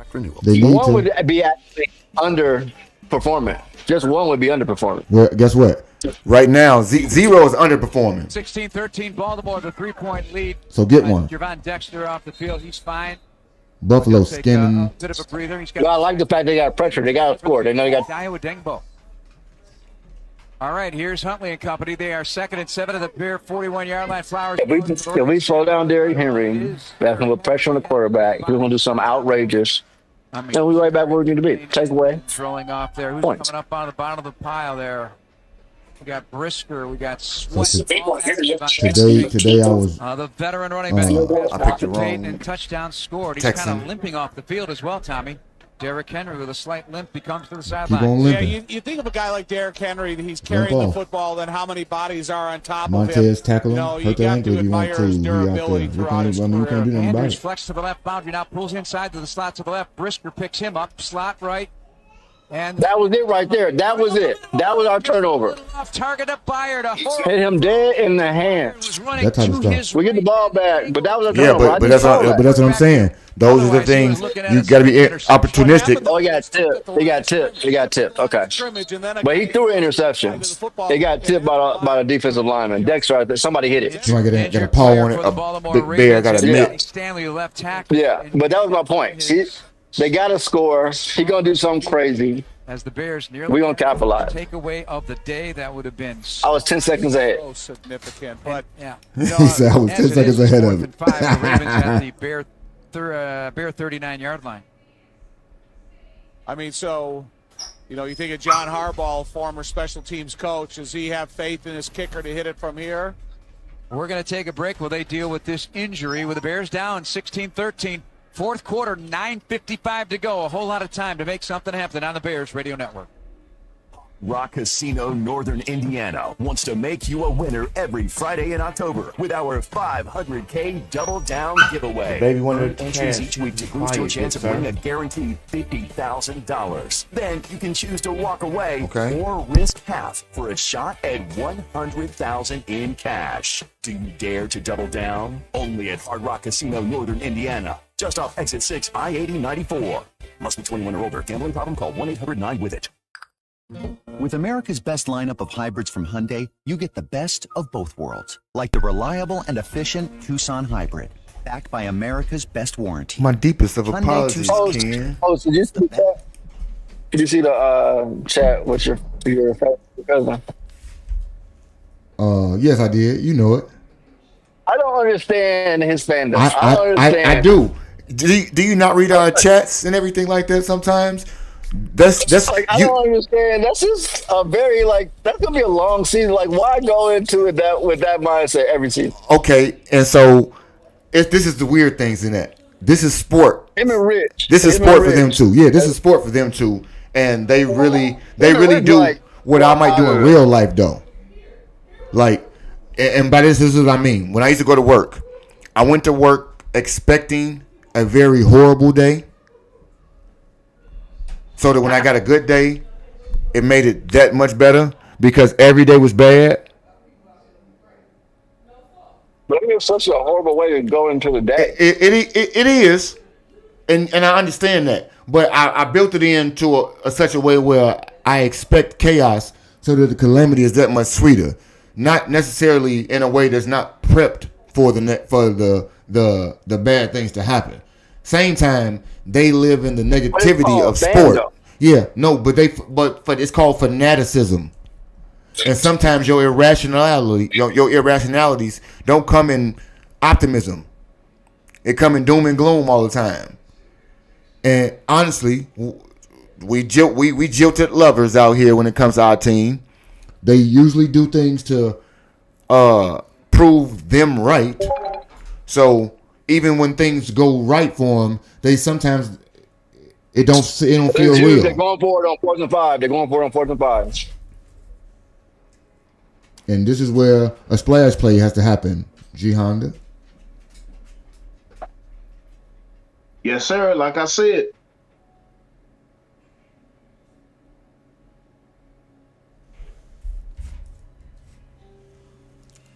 It was a fake. They didn't snap it. They didn't snap it. Okay. It was a fake. That's because of the delay of game. They were trying to get us to jump off. Hey, when you're going against a defense that commits the most penalties, you gotta try it. Yeah, but see, that's the fallacy. The defense don't create the most penalties. I just don't say it's not a defense. It's a team. You're right. It's the offense. I said it. Yeah. In general, but when you play against that team, yeah, you think you can get everybody. Yeah, you think it permeate through the locker room like everybody undisciplined.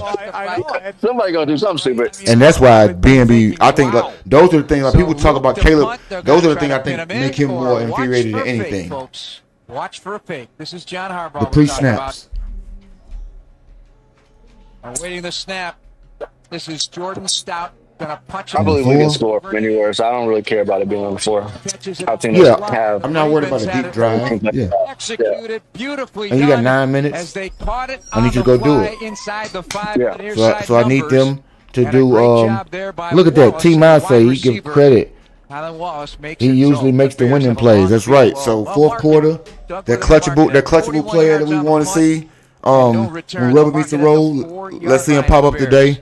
I think pop up like 44 more yards if you want to, Caleb. I won't be mad. If he's got like 44 more yards. Yeah, I would say that Caleb has historically gotten us in field goal range or in position to win the game. I want a touchdown today. His entire career, even last year. Yeah. Yeah, now whether we miss the field goal, they get blocked, whatever the case may be, we give up a Hail Mary after we get it. High formation backfield. They're lined up in the end zone. Motion to right. Poston Loveland. Movement. Ravens called it, and the flags then follow. Motherfuckers.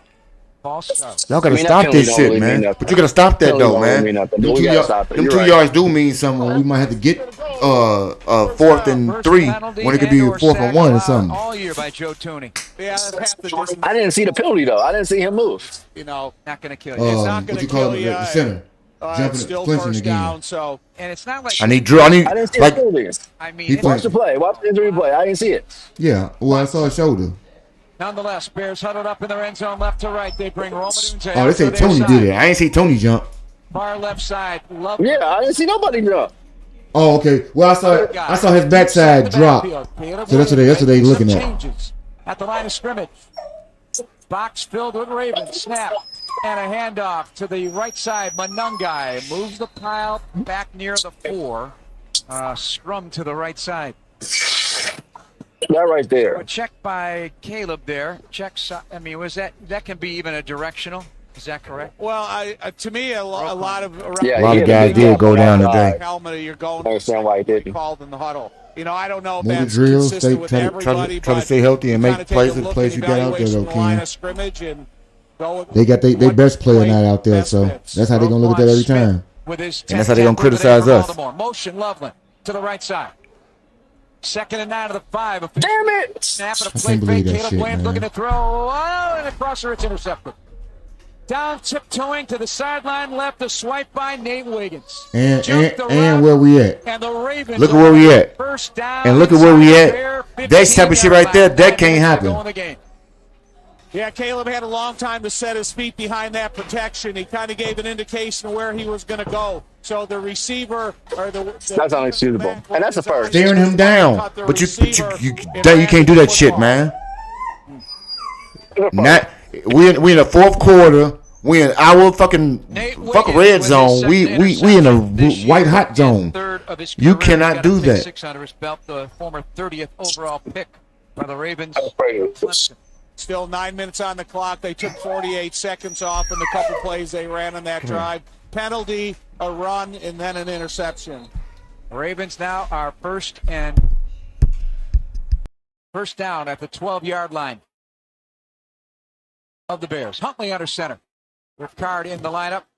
Henry, the handoff behind Ricard off the right side, but the Bears do a really good job getting to the ball and chopping him down. Short run to the right. Hasn't been easy today for Derrick Henry. No, I mean, you keep these guys to a field goal right here, and it gives you another opportunity to get back into this game.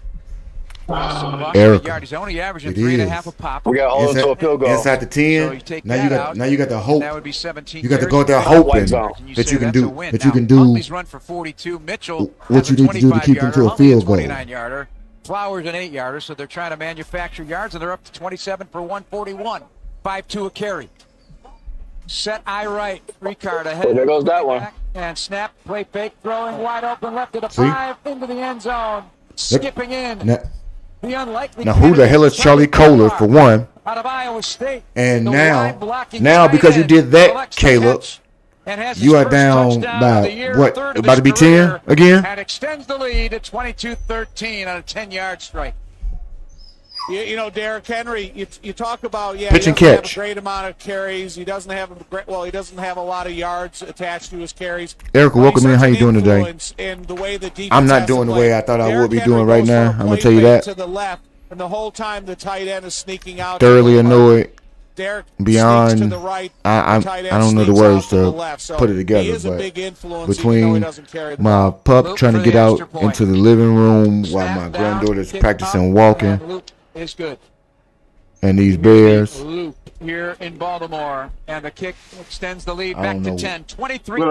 It's a one possession game, man. After the takeaway, and they have had very few over the course of the last season. Time I checked, you can't only their score second interception, but it turns into big points. 10 points here on the Bears Radio Network. One score. In football, success is about team effort, and the same is true for your hair. I mean, they save your hair. That's when you got to go out there and you cannot turn that ball over right there, man. Now you got to. Luckily, time is on your side in some ways. But now that means you are on quick score this time. It's the confidence of a great haircut delivered by a team you trust. Download our app today. I don't know how old you got to be, Chelsea. I'll be 44 this year, but yeah, I'm old now. Law helped me get back on my. Thanks to Wallner Law, I'm at a My better youngest place is 26. Wallner Law cares for you, we're compassionate, we're empathetic to your situation, and I promise you, I will get so you I'm more going money to than go any other with law firm in the city of Chicago. yes, that is Chelsea. my promise to you. Says the Hire grays us, in my win beard. with us, be successful with us. Call us at Wallner Law, 312-8-million. Let me see. At Bell Tire, we don't just care about tires. We care about you. I have a mini golden doodle, Tire man. aka my little lunatic. Our customers is why we'll beat anyone's tire price. And with 0% financing, we make sure everyone can get back on the road fast and affordably. Because taking care of our customers by getting them the best deal possible is how we're changing tires. Let me show you. Bell Tire. See belltire.com for details. Uh-oh, you spot a work zone up ahead. But you're already running late. That's all. Is that extra minute really worth what I think is Granddaddy Gray. Decision time. Will you push your luck and speed through? Granddaddy Gray. Mind the signs. Avoid the I fines. think it's Granddaddy Gray.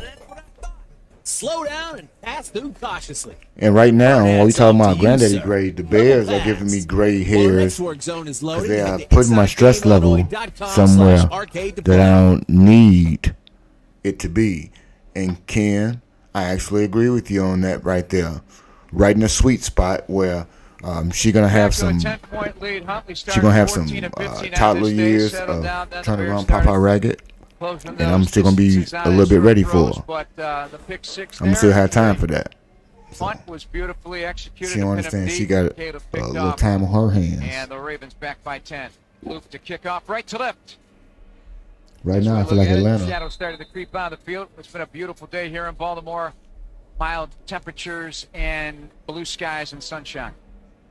Well, you know, I'm only going to agree with that, Chelsea, because like I said, the youngest was 25 when she had her baby. So. Blackwell angles middle 15-20. He is submarined up in the air and put down to the ground. Heck of a tackle made on the defensive on that return by Baltimore. And the Ravens now, I would say, have momentum, and the crowd's worked up pretty good. Yeah, they definitely got the crowd noise that it's going to be involved. Caleb will have to go to a silent cadence here and, try to get the most efficient offensive opportunities, whether using the sidelines. Got plenty of timeouts remaining. Crowd noise There's going. still time on the clock. Meanwhile, CJ Stroud got 317 yards today. Into a panic mode. And shaking 2 off. DeAndre Jackson, by the way, shaking off that interception for Caleb. Caleb Williams takes the snap, going to throw, backing up, looking, scanning, nothing open for his liking, going to scramble to the near side, going to stop back up, going to heave it now, incomplete. Loveland got tangled up at Roquan, but no flag. Of course not a flag. Why would they I don't know how to interpret that Why play. would they call it a flag? I consider the score, the situation you're in, how long you were able to scramble behind the line of scrimmage. But is that one of those plays that will be revisited and I'm saying, okay, get as many yards as you can in the positive direction and get out of bounds? Coming out of the short side of the field on top of it there. 2nd down and 10, ball on the 22-yard line. God damn it, man. Caleb in the gun. This is the most heated moment of the game in terms of the crowd and the defense. Blitzing Buchanan as Caleb throws. Far side, incomplete. DJ Moore could not bring it in. Top of the field, Nate Wiggins, that defender who intercepted Caleb on the last series, defending. 3rd down and 10. 2 incompletions to start this drive at their own 22. Under 8 to go in the game. Yeah, let's, after the Bears break the huddle, let's look at the intentions of the Baltimore Ravens. Are they going to put multiple bodies in coverage, or are they going to put multiple bodies at the line of scrimmage, trying to speed up the thinking process of the quarterback?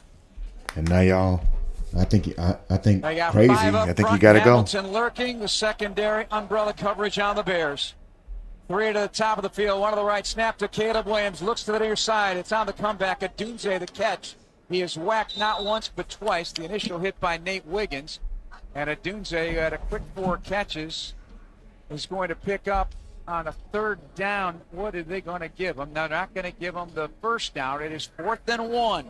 I think he pleaded his case, but to no avail. And the Bears down 10 here with under 8 to go. They got to go for it. He did a nice job. Oh, replay assist because he stayed up. It is a first. Yeah, they're telling the sticks to move. Okay, so they called it a first down. Yes, 1st down. Hey, don't take your credit back yet, T-Miles. Hold on, T-Miles. Hold on. It ain't over yet. Okay. Don't take it back. That's good money. Hey, I'll give you a refund at the end of the day. We're cashing them out. You go to currency exchange. Down to J-Mac and a Real National Bank sideline report. What do we got? Yeah, so the Bears subbed in a heavy personnel thinking it's 4th and 1, and they moved it to a 1st down. Now Caleb was telling we can't take all day to score right here, though. We need to score about 4 minutes. Wanted to go to on 1st down. So Pillow Smythe out. In comes DJ and Roma doing said. Damn, why Colston only got 2 catches? A lot of confusion. Be careful, J-Mac. They put that heavy package in. They might ask you to volunteer. I can't. I got you. All right, let's get it. Big completion. 1st and 10 of the 32. Adunze the catch. Adunze on the day now at 94 yards. Snap to Caleb Williams. Taps the ball. Throws it near side. And the catch made by Zacchaeus on the tackle attempt. Baltimore ripped at it. And that was Marlon Humphrey. With forward progress. 2nd down. They're going to give him forward progress. You can't hit the guy, knock him down, and then get the ball after he gets knocked down talking about you got the ball. Yes, I did. I got it. They say forward progress. The Ravens say forced fumble on Zacchaeus. Marlon Humphrey raking at the ball after and it's head to head. You can't hit. You hit him in the head. Isn't that helmet to helmet? Snap the ball. Oh, darn! You let him do it. Tell me how that's not helmet to helmet. No, the Ravens are pretty convinced this is going to be False. Yeah. I'm looking. And he Oh, did right in his it out there face. before he got down to the ground. How's that not helmet to helmet? It was ruled forward progress. Now when you look at the Line of scrimmage, you got to replay, you can't He's challenge that. spearing him in the head. He got his head down. Influenced by the scoreboard. Spearing him in the face. Recovery is brought to you by Postman Law. When you're recovering, go with the firm that's recovered over $3 billion for injury victims. I bet y'all better come out of here with a flag on them. And J-Mac with Doug Coletti, our statistician. Paul's right And he speared him with the crown of his head Into his face. and then grabbed his face mask when they got on the ground. To our executive producer, Eric Ostrowski. And then he grabbed his face mask. We'll be in Cincinnati next week. While they're struggling for the ball, he grabs the guy's face mask. Discussion to make that decision, of course. They're taking the second look. Get out of here. It's always a good idea to get you Only the Bears. Western medicine. So what do you think? Give me your thoughts. I didn't really see it at all yet. I personally thought the forward progress was too quick. Okay. Oh, was too quick? I did. Okay. So then I'm thinking, I think they're asking the wrong question. How are you not hitting this man Because you, with the crown of your head? yeah, you can't challenge a penalty. And the ball falls in his chest. So when the ball falls in his chest and he's on the ground, you're touching him. That he never went. When you strip it away, right? Yeah, they're gonna work with the action. So he moves the ball. He gets the ball back while he's on the ground. that ball raked out of there. I mean, it's a good play by Marlon They don't- Humphrey to even they don't try care to about make the flag that no happen, more. especially for a team that's not taking the ball. They all worried about the ball possession now. You're killing me, Petey. You're killing me. That's what we talk about when G Hunter talking about the calls that the Steelers don't get. I Cincinnati leading understand. the Jets 37-24. That's the next opponent for the Bears. Let's check and see what's going on there. Joe Flacco, Tommy, 20 of 28. Yeah, we get 0 penalties. 0 penalties. But G-Hound, are you seeing this? Is that not? I don't want to say. Tell me if I'm being biased as a Bears fan, but is that not helmet to helmet? Thumping Cleveland. No, it's definitely helmet to helmet. I mean, it's okay. But what they ain't looking they for it. choose to call. I Yeah, mean, they ain't calling I it, so mean, they you ain't looking see- for In it. Baltimore, kind of an I believe because of that they called it a completed catch. If they cough it up on a second, Because in slow motion, that's bad news for the Bears. Here we go. The hood is off. I believe it stands because it was helmet to helmet. On the field of a completed pass. Does that make sense? Bears. I think when you go back and look at it in slow motion, they see the You know, helmet to helmet. yeah, and you like, can't call. You can't call. That's right. I can't call that, so I got to leave that And alone. you can't make up that call. Thank You can't you. say, well, because and so because they can't give you a flag now That's after what the play. exactly. They just hush. I'm gonna give you the catch Get plenty of yards. because I messed That up. was crazy. Lateral pass Yep. to Zacchaeus. Yeah, it's a good outlet, but I can't give you the penalty. I can't give you the penalty, and I ain't gonna penalize you for it. So I just got. I'm gonna give you what the best I can do. A settlement. Paired with a Dunce. Now Zacchaeus heads out beyond. There we go, DJ. Fake the Swift, They setting up need the some throw. of this type of stuff in That's here, what we man. need you. Field on the comeback. The Oh, pass is down the caught middle by of the DJ field at Moore. that. That also will provide forward progress. Down the middle of the field at that. 4-yard line. Come Of the on, Baltimore boys. Ravens. Yeah, I think I seen an injury. Back routes have proved to be beneficial. What's his name? The third receiver. Or Caleb Rowland Zacchaeus. right, still Yeah, he hurt. back. Was this kid just pulled up on hamstring? I think he just pulled up on hamstring. Back to his right. Oh, I didn't even see him there. I thought that was an interception. I didn't even see Okay, number Colson. 84. Okay, Colson. I thought he threw another pick. He was covered so tight. I ain't see him. Yard line of ball. I ain't see him. All I saw was an interception. Big body collects it 11 yards. So on the Didn't Come it on. look like that? I'm saying Come I on. didn't see Colson at all. DJ Hey. and Where are you throwing the ball? down 10, 6:13 to go in the game. Bears need to score. Nice job, Caleb, putting in a very catchable. Because you saw, They need to score about 4 minutes. I guess you like you saw Out to the near Roquan side. doing Moore two close and real Dunze. fast. Top of the field, Zacchaeus. Yeah, I didn't see. I didn't see a white jersey. Yeah, I ain't see 84 at all. Caleb Get Zacchaeus out of here. He's hurt. Roquan Smith on top of the receiver. His hamstring is not. Put Luther in. Why is Luther Bird not in the catch? Hangs out of the football despite the pleading of Roquan saying no. Pick up a 5. Bears go no huddle. These are Ball the to things that we 32nd still down have and to 5 under 6 minutes to go go in the with game. your Bears are Trusting playing. our coach. coach. Trusting our coach. Your coach. Why you call him our coach? I thought he was our coach. He's been our coach. Well, I love Most of the it. season. I heart Now Ben. DJ swaps with him. Okay. I got, All right. I got full conviction until I can't have it. So I don't question anything. Even the things I don't like, I take it like that. At work, Blitzing. It's picked up. Pressure coming. Moving to his right, avoiding it all. Caleb going to throw on the run. Dive for Adunze, incomplete at about the 12. On the near side. I like that. He's still trying to get it in there. Nah, get it in there. Hang on. Adunze now gets up on his feet. He got to catch that. That's another one of those. He drops too many of those for me. Adunze got to catch that. Caleb broke away from watch that in slow motion. Tell me he ain't supposed to catch that. Yeah, I'm doing. I need to do for you. And you shielded. You shielded the DB. You got space to make it. In a touchdown catch. That's Adunze, right? Like, yeah. You gotta catch that. And but Caleb get blamed for that. Kept his eyes down the field, set his feet best he could. Has time to throw. God damn it. Deep into the right corner, incomplete out of the back of the end zone. It was Duvernay one-on-one with Stark. I like it though. I'm not mad about that. And that will bring up fourth down. We ain't take a D shot yet. Come out. So now bomb. Hey, I'm sorry. You'll get cut today, man.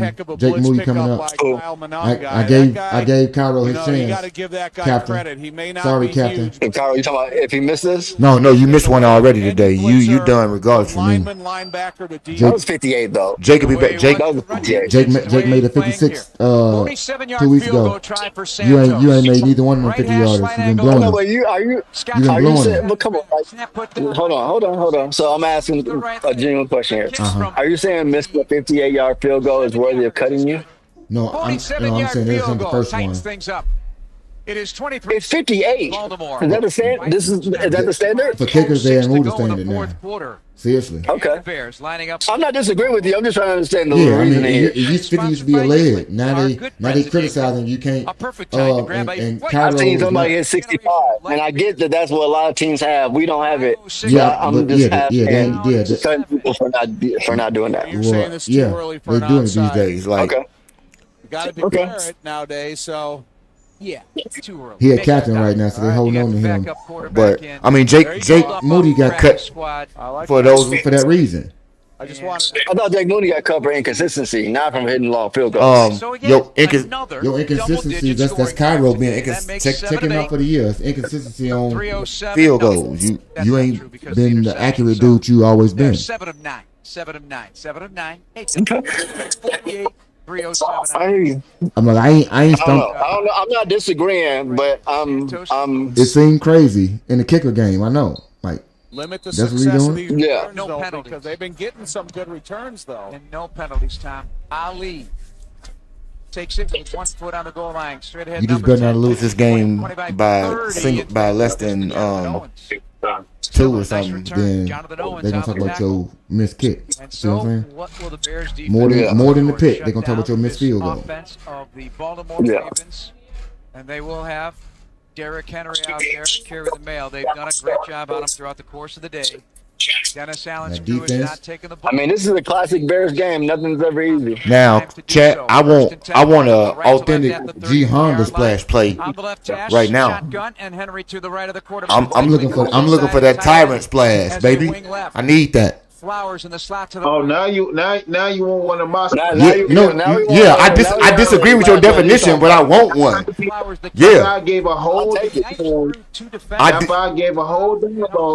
you need to be on the road, you need those type of splash plays. Now you won't. No. You don't need those. That's two things can be true, as you have heard several times. I want one. We're not saying your definition. I can go 3. We can go 3 and out. We can go 3 and out and score. I want yours. Completion or significant pickups. G Honda on 3. Flowers on the 16th. 1, 2, 3. G Honda, baby. For Huntley, it's 2nd and 4. Ball on the Baltimore 40. Yeah, I need a score splash. I need me a giraffe splash. That's what we gonna call it. Giraffe splash. Giraffe splash. That's the play call. Yeah. The right side, and it's Montez Sweat who snares him. He banged into body, stayed contact. Banging the bodies over there, Montez. Good day for Montez Sweat. Now he playing for that strength, which will give Derrick Henry the ball. 5 though, hey, and a first banging down. The bodies. But it's better than you know they're gonna try to do. He'll fumble though. Don't let him get 5 with his little stick legs. He will fumble. The Bears at 7 apiece. First down and 10. Ball on the 45 for Baltimore. 3:32 to go in the game. Get some of that back. Motion all over the place. The handoff to Justice Hill. Get a bear on his back, and he takes him inside, or just inside mid. Good stop. Timeout by the Bears. Let's go down to an old National Bank sideline report. Yeah, with Derrick Henry, 3 fumbles on the year. That last tackle, Montez Sweat held him up. T.J. Edwards did a good job of coming in second, trying to strip the ball out. So that's something to be aware of, with Derrick Henry. He has had 3 fumbles so far this year. Only 23 career fumbles for the amount of time he's counted on the carrying the ball and some of the most fatiguing, difficult moments during his career. But, yeah, like J-Mac said, three this year, 2 of them were really costly. Yeah, crunch time. Yes. This time. Our time, right now. So let's get it going, defense. Chelsea. In his 100th game. I'm gonna give me today. I'm finna buy me a giraffe. 43 carries coming in today for Might Henry. be my rally animal, my rally pet. Give me a giraffe. Crazy enough, my daughter just won a giraffe at the state fair last night. Oh, shit. She came down here and showed me. Stars aligning, baby. Man, I'm telling you. That's funny. 100 games in the NFL, man. That's doing something. As the Bears. Wow. The Jets out here trying to get close to something. Shout out to Brees Hall. 3rd and 7. 119 yards, 2 touchdowns. I need that. Justin got 200 yards on the teddy right now, trying to save his quarterback life. Henry's got 2,000 plus carries. You said. Yeah, almost 24. Justin still got a job. He's still starting. Carries Walter had. By the grace of his God, creating injury for Tyrod. Man, I would say that Justin, his managed to keep getting Justin's checked. a man of faith. This man has managed to keep getting the check. I'm sorry. I've seen way worse quarterbacks than Justin Fields. I want people to stop. Now he shouldn't be a starter, probably. I'm a Justin Fields fan, and the fact that he's been able to get paid, but he ain't really got paid though. He got paid 30. No, I'm saying he got paid $30 million this year. This is the first time Justin been up for eligible for new money. So you made about $50 million. Ravens need Well, I mean Chase Daniel was in the league 13 years. The throw left on the back shoulder caught. Left side and a I don't first want down Chase for the Daniels. veteran Hopkins. What the fuck? A back shoulder. How many years did Mark Sanchez play? Left end. Oh my God! A lot of in them. his I 13th can't even year, tell you right now. I forgot. I should know because I did a review on him. But at least a decade. He played for us. First Well, of the day, and now we both did a review on him, but it wasn't for his playing. reps as Huntley and Hopkins have with each other. D-Hop didn't push. Shoulder throw at this No, hell no, he didn't. time. It's probably the experience of the receiver more so. He didn't extend his arms out. That's not OPI. Throw to this area. It's only when Colston does it is it the OPI. Ravens now. Oh, okay. Left boundary. Got cold arm. I forgot about that part. Hand off to Mitchell, sprinting right. Hardy giving chase to the 35. It's only when we do it. Now you can consider yourself about to lose this game. You can give up points.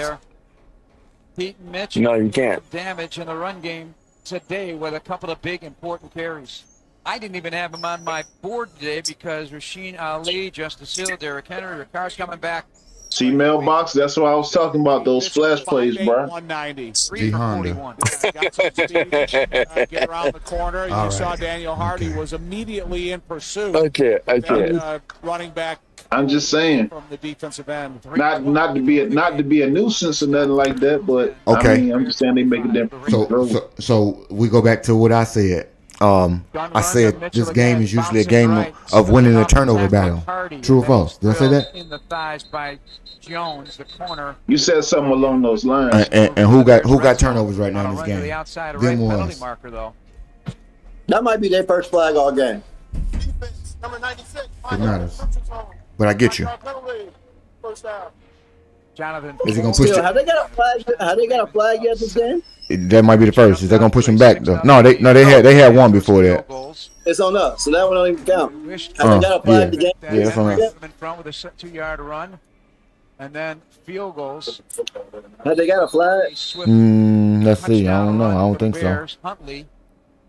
They had to get one penalty. After the interception to Kolak, and here we are. First and 5 ball on the 20. 3:06 to go in the game. Wait a minute. Spread them out with 3-by-2 and a running back. And that's Keaton again, running to the left side. T.J. Edwards and Dengbo collaborate on the stop, roll him down. And the Bears going to have to burn their last one. 3:02 to go in the game. Let me tell you about what a Noid looked like. Yeah, and Y'all want to see my Baltimore face? said, okay, we're going to give you a steady diet of running the ball. We're going to make you use your timeouts.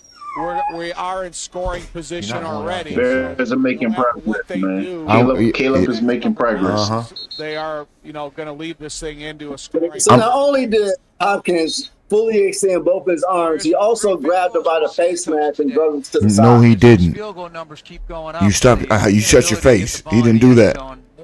If he did, they would have called it, right? No, they don't have a penalty today. And then he grabbed him by the face mask. 6-0 lead, and I mean, how dare you say something like that? early field goals can come back. Wow. Everything fair and square. Before they even got themselves all ready to go. Hey, and this is what I do. This is what I do I'm notice. so sick of the. I don't want the Monday morning. Our bad. We missed it again on the Bears. What you mean we missed it? The Hopkins. Oh yeah, I mean that means nothing. So what? That's a footnote in the losses. We did a whole bunch of bad things today. You need somehow to force a fumble. Right. And then you give up 11-yard runs to a quarterback who had no business beating you. I right behind the quarterback. Now he in the 2. You think he ain't gonna turn it in? Stanley out in front to the 10 to the 5. He's first and goal in the 2. You think they ain't finna make some shake? Put him down, but Huntley took it himself on a wow. And it'll be first and goal at the 2-yard line. Shows you that Lamar Jackson will be. I don't care that I picked this game at the beginning of the year. Quarterback keeper this late in the game, to be a loss. Not really concerned about it. Keeping them fresh. I didn't pick it today. Keeping them ready for Thursday night. T. Miles, man, Caleb is like a promising seed. You won't explain. You won't get through to them about that, Jihan. I'm just trying to say your little breath. You won't get through to them on that. If you ESPN 1000, I want you to go in there tomorrow at any given time and see what you should see what happens when we win. Let's see what happens tomorrow when after this L. Especially a Lamar-less L. 2:09 to go in the game, and it's 29-16. Snooped you again. Cause we lost Snoop before last time we played Snoop. I don't know if people remember that. We lost. He came on the road and beat us against Mitch. But nonetheless, you down 14. You let him bounce off of y'all and get a touchdown. So that y'all down. Not only was Vegas right the first time, Vegas should have gave a little bit more. That is a disappointment. It's a loss. You don't lose by fucking They win it. They win it, and he got under 100 yards. They're winning, and Derrick Henry got under 100 yards. Yeah, but let's go to the tail of the tape over here. Watch this. Let's see what we got going on over here. 186 yards and a touchdown. Snoop is a moderate game manager, but he's 77% completion percentage. Caleb, I told you, was 77 early on. 68 now. It dropped. And some of that's on some receivers. A lot of that's on you. Watch it. Now you down 2 scores with 2 minutes left to go to Snoop Hundley, and it's a matter of already, I'm about to do something else with my day besides talk about them today. Do we need to improve as quickly as possible? Sorry, we had to tune in for this waste of a day, but it happens sometimes. I was hopeful. So I mean, the solution. How is it a waste of a day, man? Just because it's L? Because I roll with emotions. I can look at things in a duplicitous nature. I understand all of the development of a team. I, as a fan, am satiated through win and loss. I know all the backstory about how the sausage is made, and this, that, and the third. Week to week, they can continue to get better. I will never complain about getting better in a win. They played down. I will complain about today when you played a game that was tailor-made for you to win based on the stars aligning, and not only did you not win, you lost convincingly to a third-string quarterback until last week, you got a guy like Derrick Henry, and you did not perform. This is totally separate of development and what good things you did. I can know you did good things, but today, this is how I can quantify it, because I gave it to you earlier in the stream when I talked about percentages. On the whole, if 65% of what you're doing is better, 35% of the bad is okay. Today, it's the inverse. We got 35% of the good stuff, and 65 goes into the bad stuff because we lost. So I can acknowledge the good and be hypercritical of the L, because it's going to affect my day for both as a transplant. Tomorrow is what we're going to call Silent Monday. You know what Silent Monday means in my job, G Honda? You shut what they call the F up. Don't talk about football, because what are you talking about with your loser ass? Shut up. So the peacock, known as Postman, can't peacock. I gotta shut what they call the fuck up. No, I can't. No, I gotta shut up. It's an unwritten rule. You take an L mailbox before, just because you take an L, that don't make you. Oh, it does. In the game we playing. In retirement, your red zone is we playing. This is where this ain't about the quarterback right here. This is the real life Station BC wins and losses. This is we keep score. I can confidently. No guesswork. Just this is fact. This ain't stipulation. This ain't moral victory. This is, did your team win? No. Shut up. That's what this is. And I'm going to get at least 3 people to actually say it that way. With the Tundra, Tacoma, and 4Runner. Want some cool available features? And then you get people who still have no basis in their argument, like T. Miles say, I told you post Caleb always plays like this. Okay. I'm already getting phone call. So he always the winner drive. He always, thank you. After T. Miles, just the one who just said how clutch he is in the fourth quarter when it matters. But now that's how he always play like this. That was the first time I've ever seen Caleb Williams throw an interception from that position in the pocket to come down to a winning drive. Not to mention, well, how many throws this year? Like 8, 9? I'm gonna say total. Yeah, I'm gonna say 4 this year. I think. But how many throw last year? 6. So this 10. Okay, so come on. I mean, but no, we got a 69.7% completion percentage with 240 for yards, and this is before the quote unquote garbage drive that's about to happen right here. That's better. 240 to 40 yards. As we wind this thing down. That's better, yeah. But he played bad all the time. You see what I'm saying? Like. 69%. But this is why it's not my top of the field. 3 to YouTube channel, and it's your YouTube channel. No. But see, this is what I have to acknowledge. This because one, I know you have to, but I don't have the energy. I do to even justify that conversation. That's why I don't have. I created the page for it. Yeah, I know. I completely go and ignore that. I mean, but this so here, this is what it is. We talk about microwave society. We talk about how people want everything to go the way they want it. Most people, because I listen to it, this is a guy named Melon Smasher that is in ESPN chats every day. And the first thing he talks about is Caleb threw 4 touchdowns in this game, in Dallas game, and the Jags game, and he give you one more game where he threw 3. And then my only question ever to that, why these are the things that do allow me to be rational and not over the top, like argumentative on these types of things. What's the word I'm looking for? It was. That was a great one-handed catch. It was. But you go down there and you see that this man. In my opinion, that's why we got to get more charges to DJ, because the passes I see wrong drop. DJ gonna catch him because he had glue in his hands. But how many quarterbacks? Third down situations. On real stuff, how many quarterbacks throw 3-4 touchdowns a game? At the goal line, because I don't see these games. The pass break up there. Because everybody talking about he threw 4 touchdowns in this game. 2 touchdowns is a good game for a quarterback, NFL fan.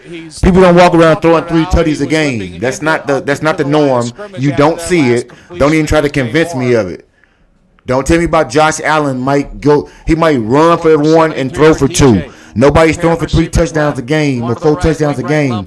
So I'm never going to be worried about this assertion that he got to throw for 4 touchdowns. That's nonsense. I don't expect you to throw for 0 touchdowns. But 240, a tutty, and a win is a damn good game. That's not a bum game, mediocre, nothing else. That's another day at the office. So I don't get when people talk about this 4 touchdown anomaly type thing, because people don't throw 3-4 touchdowns a game. But keep up with it for the rest of the year, and we can go through it. Finally, Jonah Jackson and Darnell Wright get him up to the bottom of the pile. What's garbage yards? This dude had 241 before this drive. He got 40 yards in this drive, T. Miles. He had 241 yards before this drive. Where's the garbage at? But go ahead. Sings it back of the end zone off target for DJ. That's it. We bringing up foolishness that y'all be talking about. You brought up stats when you talking about 4 touchdowns. I didn't bring up stats. I brought up an eye test, but everybody don't use those. So I brought up the fact that people don't throw 3-4 touchdowns a game. Optimal position to get a touchdown and onside kick, but okay. To no avail, Tommy. Yeah, he could have snapped the ball when Brent Urban was in the neutral zone pointing at the Bears like someone jumped. Caleb crossed the goal line on that. You could have snapped the ball and got him into the neutral zone. QB sneak. For station identification on the Bears. When you watch the play over again, he crossed the goal line. I mean, they snapped the ball again, so, y'all did what y'all did. I mean, we don't have a timeout, but the fact that he crossed the goal line doesn't change. Football resting at the 1 for Baltimore. Wow. Right there he did. But, I mean, but still. He's crossed. I'm talking about the fact that, matter of fact, before we wrap up, let's wrap up with a little, because earlier in the stream, we had, the Bears. 4-game winning streak goes south. But why would you bring up his 4 touchdowns? What are we saying by 4 touchdowns? Is 4 touchdowns the metric for a good game? With Tyler Huntley in a 30. Because I didn't bring up stats. I said what quarterback is throwing for 3 touchdowns a game? That was my question. I brought up stats because you said garbage stats, and I replied he had 241 before this last drive, so where are the garbage stats? I didn't bring up stats at all until you tried to throw them out there like they was all just caught in this last drive and nobody was playing defense. You brought up 4 touchdowns. I want to know what is the barometer for touchdowns. They had the opportunity to get a couple, but they kind of bounced the wrong way and. So a good game is 4 touchdowns. Is that what you're saying, T. Miles? If you don't throw for 4 touchdowns, that's the good game. So G Honda, you see why I don't have the conversations with you about the nonsensical things that I like to call out, because these fools say utterly ridiculous things. You got to have a 4 touchdown game in order to be have a good game. That's what T. Miles just told me. One good game because he threw 4 touchdowns in that game. So that's what quantified good game. And the Bengals over here crying because they're about to lose to the Jets. Roma Dunze, Tommy, 114 yards on 7 catches. Mailbox, are you stating that my definition of splash plays is nonsensical? No, yeah, I am. Hey, look, yes. T. Miles' good games are your splash plays. Happens to be that all of them have been on the road. Oh man, that's like if you got 2 touchdowns, you had a good game as a quarterback. In the air, if you got 3 of them, you had a real good game. You had a 4, you had a great game. We don't just walk around having 4 touchdown games all the time. So to King Towner's point, 2 to 3 is a good game. I'm gonna venture to say 3 only if the 3 didn't come through the air or by proxy of which way you got them. If they was all 3-yard touchdowns, cool. But 4 is a great game. That's not a good game, T. Miles. So I'm sorry to tell you that we disagree philosophically. Just like when me and G Hunt talk about splash plays, you don't need 3 touchdowns a game passing to have a good game. That's not a good game in my opinion. So if we disagree on that, that's fine. But I definitely don't think he had one good game this year. as they try and dig. I think he had one great game. Yeah, the AFC North to the NFC North. I thought Swift should have had at least 4 more carries though. Well, he should have. But we talking about Caleb Williams and good games. And I can say that last game was a bad game. This wasn't that good. I might give you about a C minus, maybe a D, because your hollow stats I say in this game don't matter to me. I think in critical plays you didn't step up. But for me to make the proxy that execution, we get all the way down there. We got to put in the zone. Does Caleb always do well? No, he always does average, like most quarterbacks. That's what I said. You gave me the metric that 4 touchdowns says he had one good game. So by your metrics, if you don't throw for 4 touchdowns or so, you didn't have a good game. And we disagree there. So by your metric, just like I told G Honda with his splash plays, I can't disagree with him now. That he has his own thought about it, T Miles. So if you say that the 4 touchdown game or throwing 4 touchdowns denotes a good game for you, then yes, by your metric, he only had one good game. I state in 7 games, Caleb had more good games, meaning average to above average. He had more good games than bad. That's my assertion. What you think about it?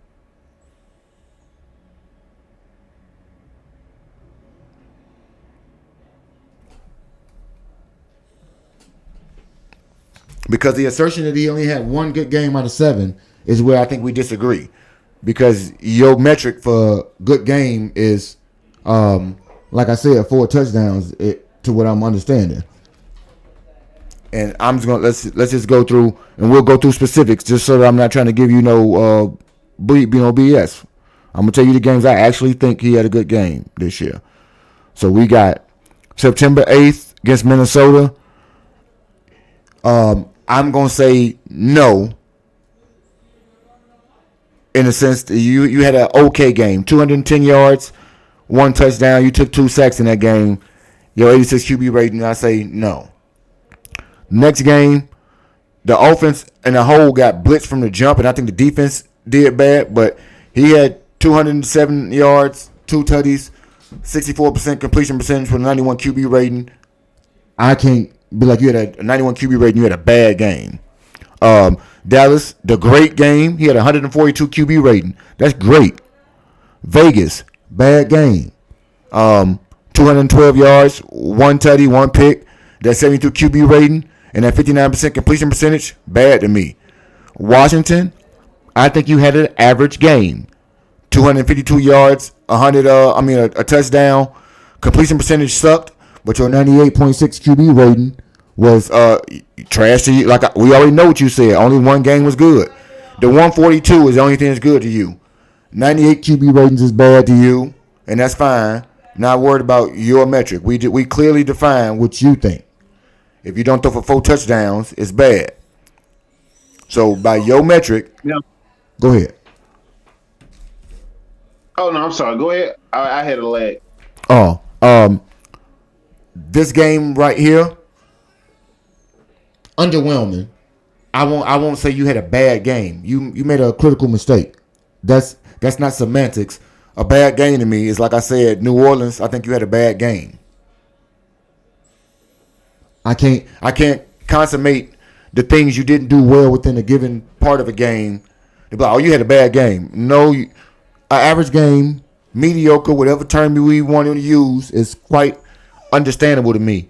Because you didn't play exceptional, or I didn't win because of the quarterback, don't mean you had a bad game to me. And nothing makes 4 touchdowns don't make it a good game either, but according to you, it does. So T Miles, once again, we always going to agree to disagree, like on most of our sports takes here. But your perception of his bad game is okay. That's fine. It's not like I don't see other people who agree with you. I also see people who have a different set of eyes, and they see it the way I do. I won't debate which one has reason to it or not. What I will debate is, on the whole, today the team didn't do enough to win. I am not at all satisfied with the way in which things went. on defense or offense. You didn't have a bad game, but your team played like shit because you're supposed to have had a better game. Y'all played down to the level of competition, but I mean, if you allow whatever numbers you want to make an argument for you as a fan and I as well will use. I don't care to use your metric. You don't care to use mine. They lost. They had a bad game. I'm serious there. Last week we won and the quarterback had a bad game. This week, the team, on the whole, for me, had a bad game. But I don't think your quarterback played bad. So we can always agree to disagree. I think Snoop Hundley had lesser stats but played better than Caleb. But his QB rating wouldn't say that. So I'm fully aware that a QB rating don't dictate everything, but it also they don't get they when they give you 71s, they telling you that they see things other than a 91. A good game to you is 250 plus 2 threes making winning plays. So that's to you. I don't know what this winning play shit is because last time I thought touchdowns and passing touchdowns are winning plays. He don't make losing plays, but I mean, I digress. Maybe I don't know what that even means, but King, I said what I think. You are welcome to give me your thoughts of a bad game. I told you what game I thought he played bad in. I just went through all the games through the schedule. I think you were here for all of them. Be that as it may, the point of I'm not here for this week, next week, or any week is my objective or a main part of a stream to simply talk about Caleb. Because to me, last time I checked, could be wrong, it's 53 people on the team. 22 of them play a hell of a lot more than the others. And last time I checked, your defense went out there and gave up 30 points to Snoop Hundley. So we didn't do anything as a team worth playing well for. But in we go through these team games, and I know you went through it yourself before, and you have found people who, yes, the team lost, but they didn't have a bad game. But like I said, I don't fixate myself. Both of y'all gave me names. Did I defend Justin and what? Stick to the subject over here. I'm gonna have my own interpretation of how I look at development or whatever the case may be. I'm not here to worry about your quote unquote good bad game on the whole. I'm gonna always dispute what you said, which is he had one good game all year. So King Tana, before we get sidetracked and the metric of this game to determine or denote a bad game, the conversation came in him saying that Caleb's had one good game this year. So if that's where you land your plane with him, then y'all can fly on Survivor Island together. But I disagree with that notion that Caleb's had one good game this year. And his one good game, Caleb threw 4 touchdowns. So that's the only game that he played well in. And I think, like I said, I got a different definition on these bad games. Because this is what we saying, good or bad. And I'm not seeing all of the things that T. Miles saw when he only saw one good game. So let's not try to derail it or make this go into rabbit holes. The argument or debate was risen from a singular statement, and that's what it was. But without those turnovers, 0-7. It's like the tomfoolery that we say right there. Tell me what team got 0 turnovers. Go. You can't.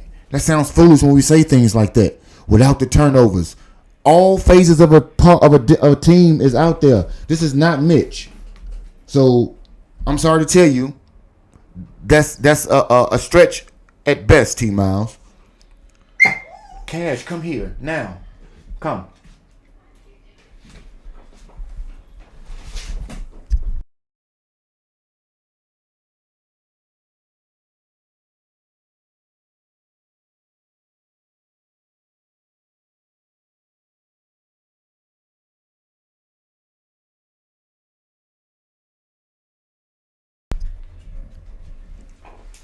I just think, on the whole, oftentimes, I can allow anybody to have free reign because it's not up to me for you to worry about your critical level of thought with Caleb.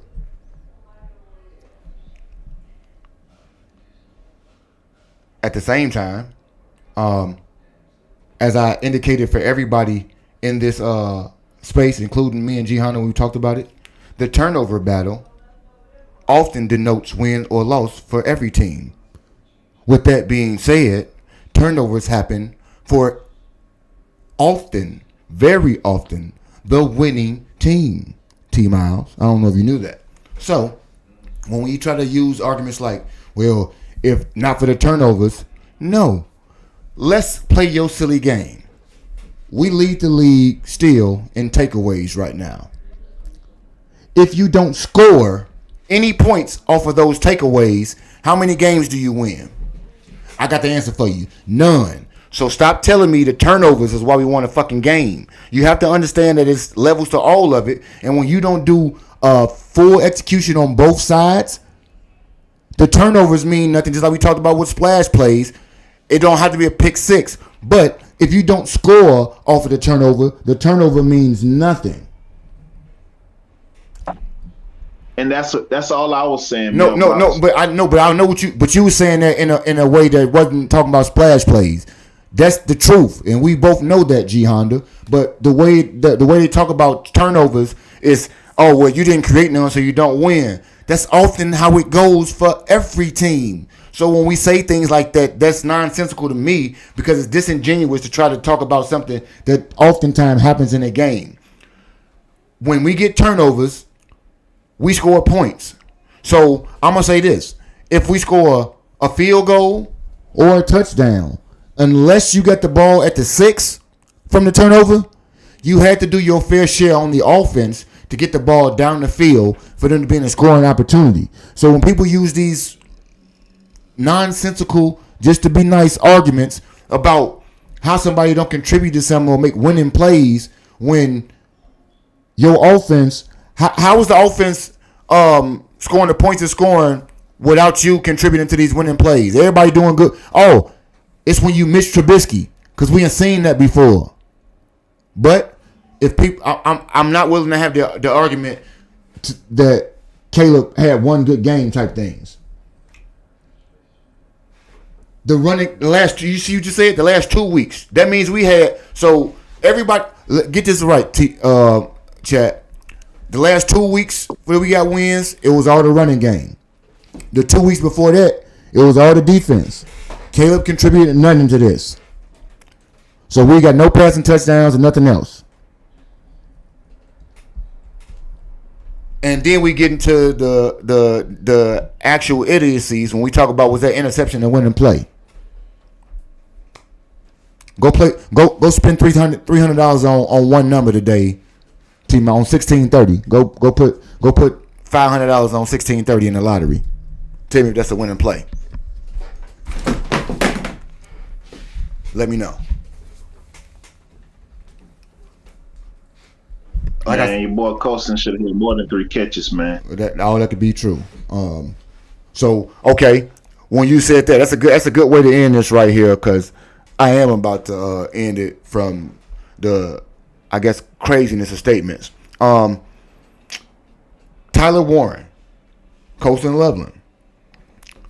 People, and I've heard this several times, be like, "Oh, Colson Loveland is a bust. We drafted the wrong tight end." No, all 4 wins because you scored more than the other team.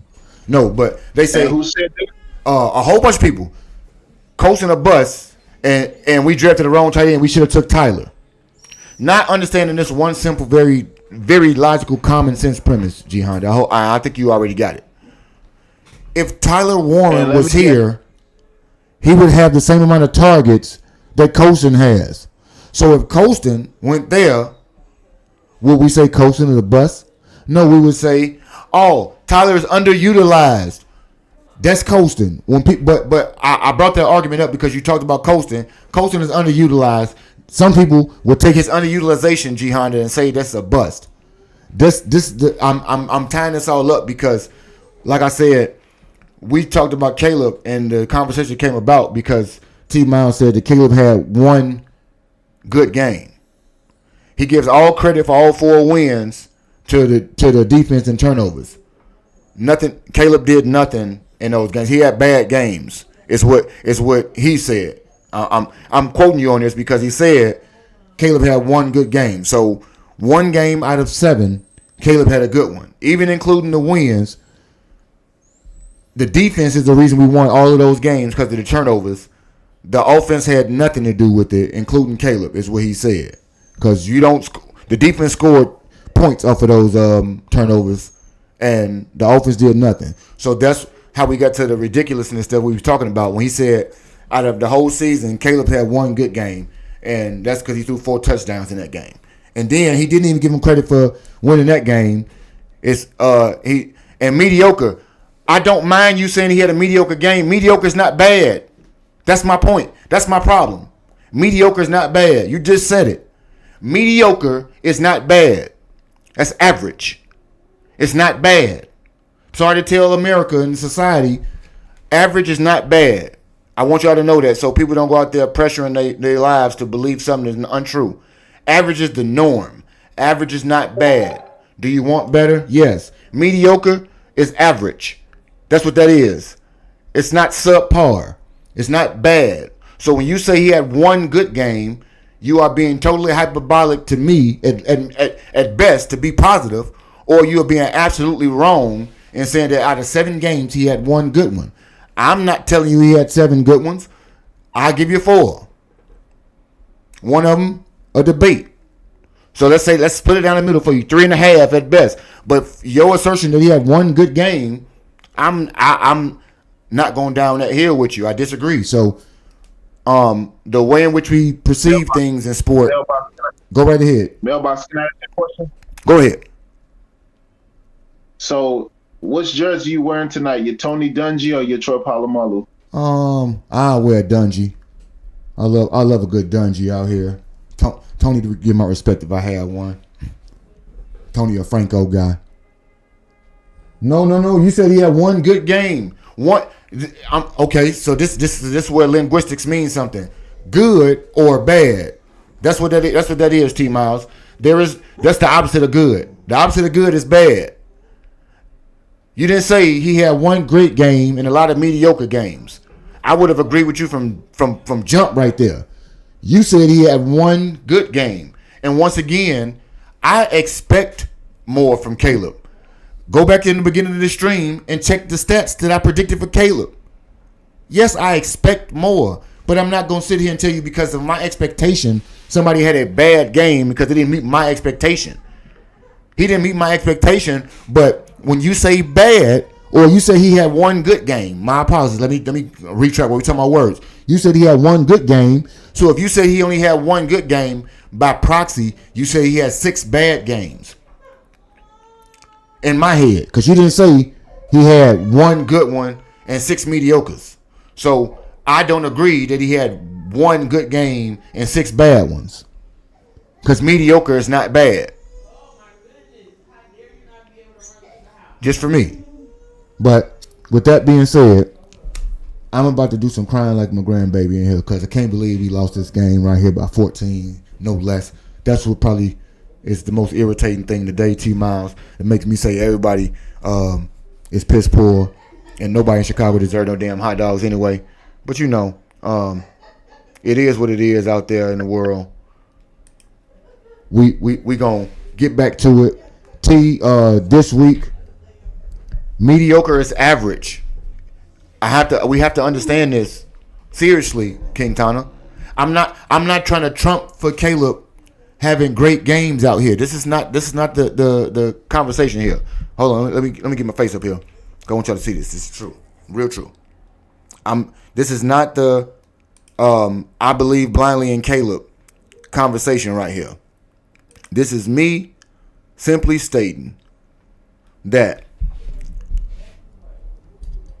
this guy with this mediocre game, I want you to do better. Mediocre is not what I want you to stay at. I want you to have better than average games. But when we say things like you only have one good game, that is not saying, yes, you've been playing real average and you need to play better. That's a real statement. It is saying you have only played one good game all season. What are we doing? One good game out of 7 will have me believe I got the wrong quarterback.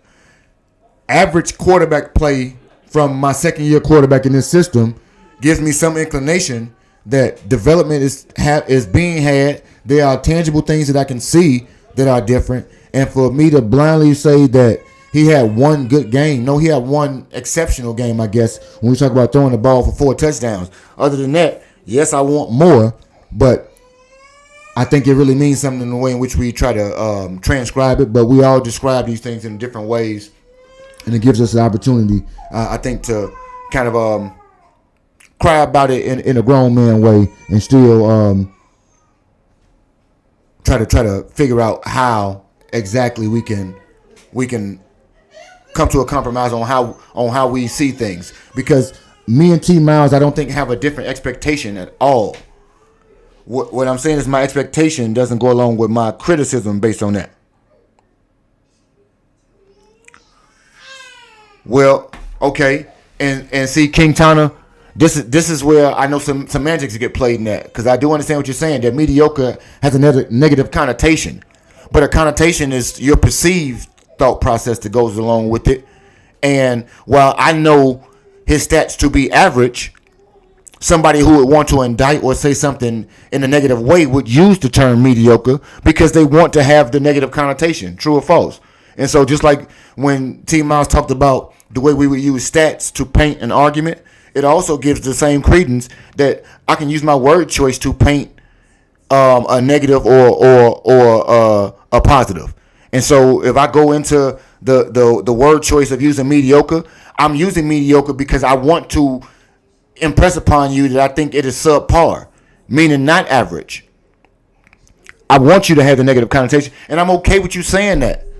If you say Caleb playing subpar, mediocre, that is not the argument that we started on. He said Caleb had one good game. So, again, while I totally understand what he wants to say in this mediocrity, being mired in mediocrity is still average. The connotation behind it can be what you would like to feel it is, but the reality of it is that it's average. We put connotation to word. We try to assert context. The actual word is there. There is nothing that we can try to do to contrive mediocrity to be anything more or less than average, because we use different words to dress. That's just like when you got somebody who's over. If you got a boy that's overweight, they got no problem calling them fat. Girls, they're not going to use the same words, and so you choose your word context, but you still mean what you mean. Caleb has not been. He's been at average to be below average in completion percentage, but if your metrics tell me that you still top 16, 17, then I have to believe. See, I already went through that again. I just went through that game by game for you, and that went over your head because, like I said, if it's not what you want to hear, I can't make you hear it any other way. I do appreciate the fact that you and King Tana can give an understanding of it from the other side, or the side that wants to see more right now. And I understand what you're talking about. As I stated to you to start, T. Miles, the Dallas game was not a good game. You don't throw 4 touchdowns and it's a good game to me. But, okay. Next week, you get just the same amount of leeway, which is none. You need to go out and have a better performance than you did this week because it's not this was subpar to say the least. You need to do better. The team needs to do better. 3 points won't work. We talked about it to start this whole stream off. All 22 time T. Make sure y'all pull up Wednesday. We need to see a lot from everybody, but like I said, I can understand 7 games in that I'm not going to get the result that's rendered just yet. And King Tana and T Miles, I want y'all to have no misnomer that I have high expectations. I have high expectations for your season, not necessarily for your game to game. And oftentimes I think that on the whole, for 7 games, I think I've seen way more good from Caleb than bad. If you disagree, let me know. But I don't try to be so micromanaging that I want to analyze each singular game as to how Caleb is progressing for the year and try to make declarative statements, because I think that's a bit of a skewed way to look at it to start. But nonetheless, it's just the way I don't choose to look at it. So I won't try to get into the rationale of fanaticism, because it's just that. It's fandom. We all get to be irrational about the way in which we expect things or what we want to have happen. The space is created for us to be able to have those different opinions, conversations, and things of that sort. I do not know if it is in here, King Tana, but we do have a Discord. Let me see if I can get that pulled up for you. I'm going to drop the Discord link before I get out of here. If we got any things that y'all want to talk about or have discussion points, King Tana, T Miles, or anybody else for that matter, hit the mailboxsports3@yahoo.com email. That's mailboxsports3@yahoo.com. Any topics that we want to address, the way in which you want to address it.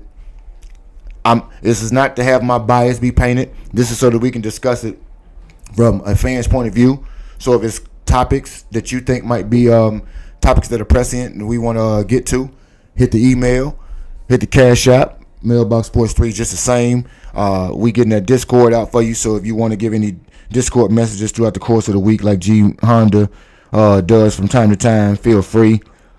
If you don't know, T Miles give me his opinion about this every week. And what I will tell you about who's not inconsistent, it is T Miles, because he consistently espouses the shit he say every week. So he's not inconsistent with the way in which he wants Caleb to perform. I don't think I've been inconsistent in the way in which I have seen it thus far and the way in which I will see it. I'm trying to get you a real clip real fast, y'all. Bear with me. There's the link. It should be popping up for you. There we go. And for me, Caleb haters come in the form of some of the other people we see on ESPN 1000 every day, King Tana. For you to have a different opinion, that's not a hater at all. A hater is the people who say Caleb won't work in Ben's system, Ben don't like him, these, that, and the thirds, who really don't even take time to have any type of analysis. We just got to understand that week to week, the team has been invested in, not just Caleb. I want to see everybody be developed, but obviously we want to see that Caleb, because he's the quarterback, be developed first and foremost, and we want his development to be more pronounced, I think, than everybody else's. So everybody else kind of gets a free pass, because just like when it comes to wins and losses, today they will affix a quote-unquote loss to Caleb's record, when I don't think quarterbacks have records. Coaches have records, in my opinion. Nonetheless, he's held to a different standard because of the position he plays. I do understand the expectation of said position, but I do understand for myself, I don't try to look at everything necessarily on a game by game, but more so the holistic body of work, because that's going to tell me a lot more than just the one-offs that could happen throughout the course of a game, as opposed to the story that's written for a season. With that being said, we're going to continue to monitor this story throughout the course of the year. Make sure, if you have not already, hit the like button, hit the comments for us at all times. Yeah, T Miles, that point. And to this point, like I said, I've not run into that in the chat where somebody just brazenly does not like Caleb. High expectations or expectations that I think are, more than I would have at this point in the season. By all means, that's what we can have. I've not met the person in chat that has a bias towards Caleb. It's more so being objective in the things that you want from him and giving your honest opinion. And it also says that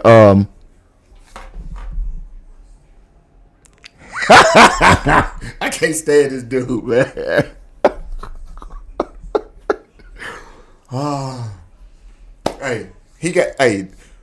When certain things this dude does is gonna be able to be called just that. And Reginald, I saw that earlier today. I want to say, King, like I said, me and T Miles go at this every week about the expectation of Caleb. Every week, at least for the most part, in the pregame, I do give an expectation of my stats for Caleb. I don't just hide them in the background and give y'all somebody else to worry about. I do give you expectations for Caleb. If he meets those, so be it. But meeting my expectation does not denote for me the success or failure on the whole, because like I said, I try to do it from a larger scale. Nonetheless, I would like to see that if anybody joins the Discord on Wednesday, is my hope. Possibly, it might be a Thursday afternoon for me because I'm off Thursday. So if we're not able to tune in on a Wednesday night, I will try to jump in some emails. I want to at you guys so that we can go through the all 22 together. I can get somebody else's take on it. We can either learn to look at it together, and we can have some objective opinions about it. I think it'd be a good discourse. I don't think it necessarily even has to be just like G Honda up here today. Don't have to be from a Bear fan perspective. He's able to see things just like we can see them, and being able to watch that tape, seeing some of the things that we are not critical about with Caleb, or me not being critical about. Y'all can point him out in said film session, and we can have other things to build as far as discussion topics go for the year. With that being said, I am going to bid you all adieu. G Honda, thank you for hanging out with me today, brother. Thank you for your support every day, for real. You pop up and show out all the time, even though I give you shit, but you already know where it's coming from. Shout out to you. Man, that's the thing dealing with the real America's team, man. We take it from all angles. Hey, he said all angles. No, hey, it's Diddy's out here. Check it real quick. King Tana, when you said that right there, if I can give Caleb a criticism for today, I want him to detach himself from locking in on Rome Odunze. Today was too much locking in on Rome. That particular play that you speak of in double coverage was exactly a no-no. You threw a pick. It cost us momentum and possibly the game, if you want to look at them in the whole. Has to be better at some of those things, but the film will be reviewed. We will get to do it ourselves until such a time comes along, until next delivery. I appreciate the Postal Crew popping up and hanging out. Thank you again, King Tana, for pulling up and hanging out with me today. For new subscribers to the page, hope to see you again, man. And feel free, like I said, to give me those topics that we want to discuss. Don't even have to be a Bears topic necessarily, as we do some sports drama. Hopefully we got a couple other things to cover there. But mailboxsports3@yahoo.com. I appreciate you always pulling up, T-Miles, for real. Like I said, the disagreements, things that we can have, that's the opulence, I think, even being able to be a sports fan. Is not seeing things the way that another person does, because that's how, in fact, the team gets things done. Some people see the things that I might not be able to. Oftentimes, I may be able to see some things on the other side, and those are the opportunities that we get to have some team building for ourselves in our fandom. We got one common goal. We might got a myriad of different ways to kind of look at how we want to get there. At the end of the day, we can all admit that victory feels better than defeat. But until next time, I will see y'all in these YouTube streets. I'll talk to y'all later on. And once again, thanks for hanging out.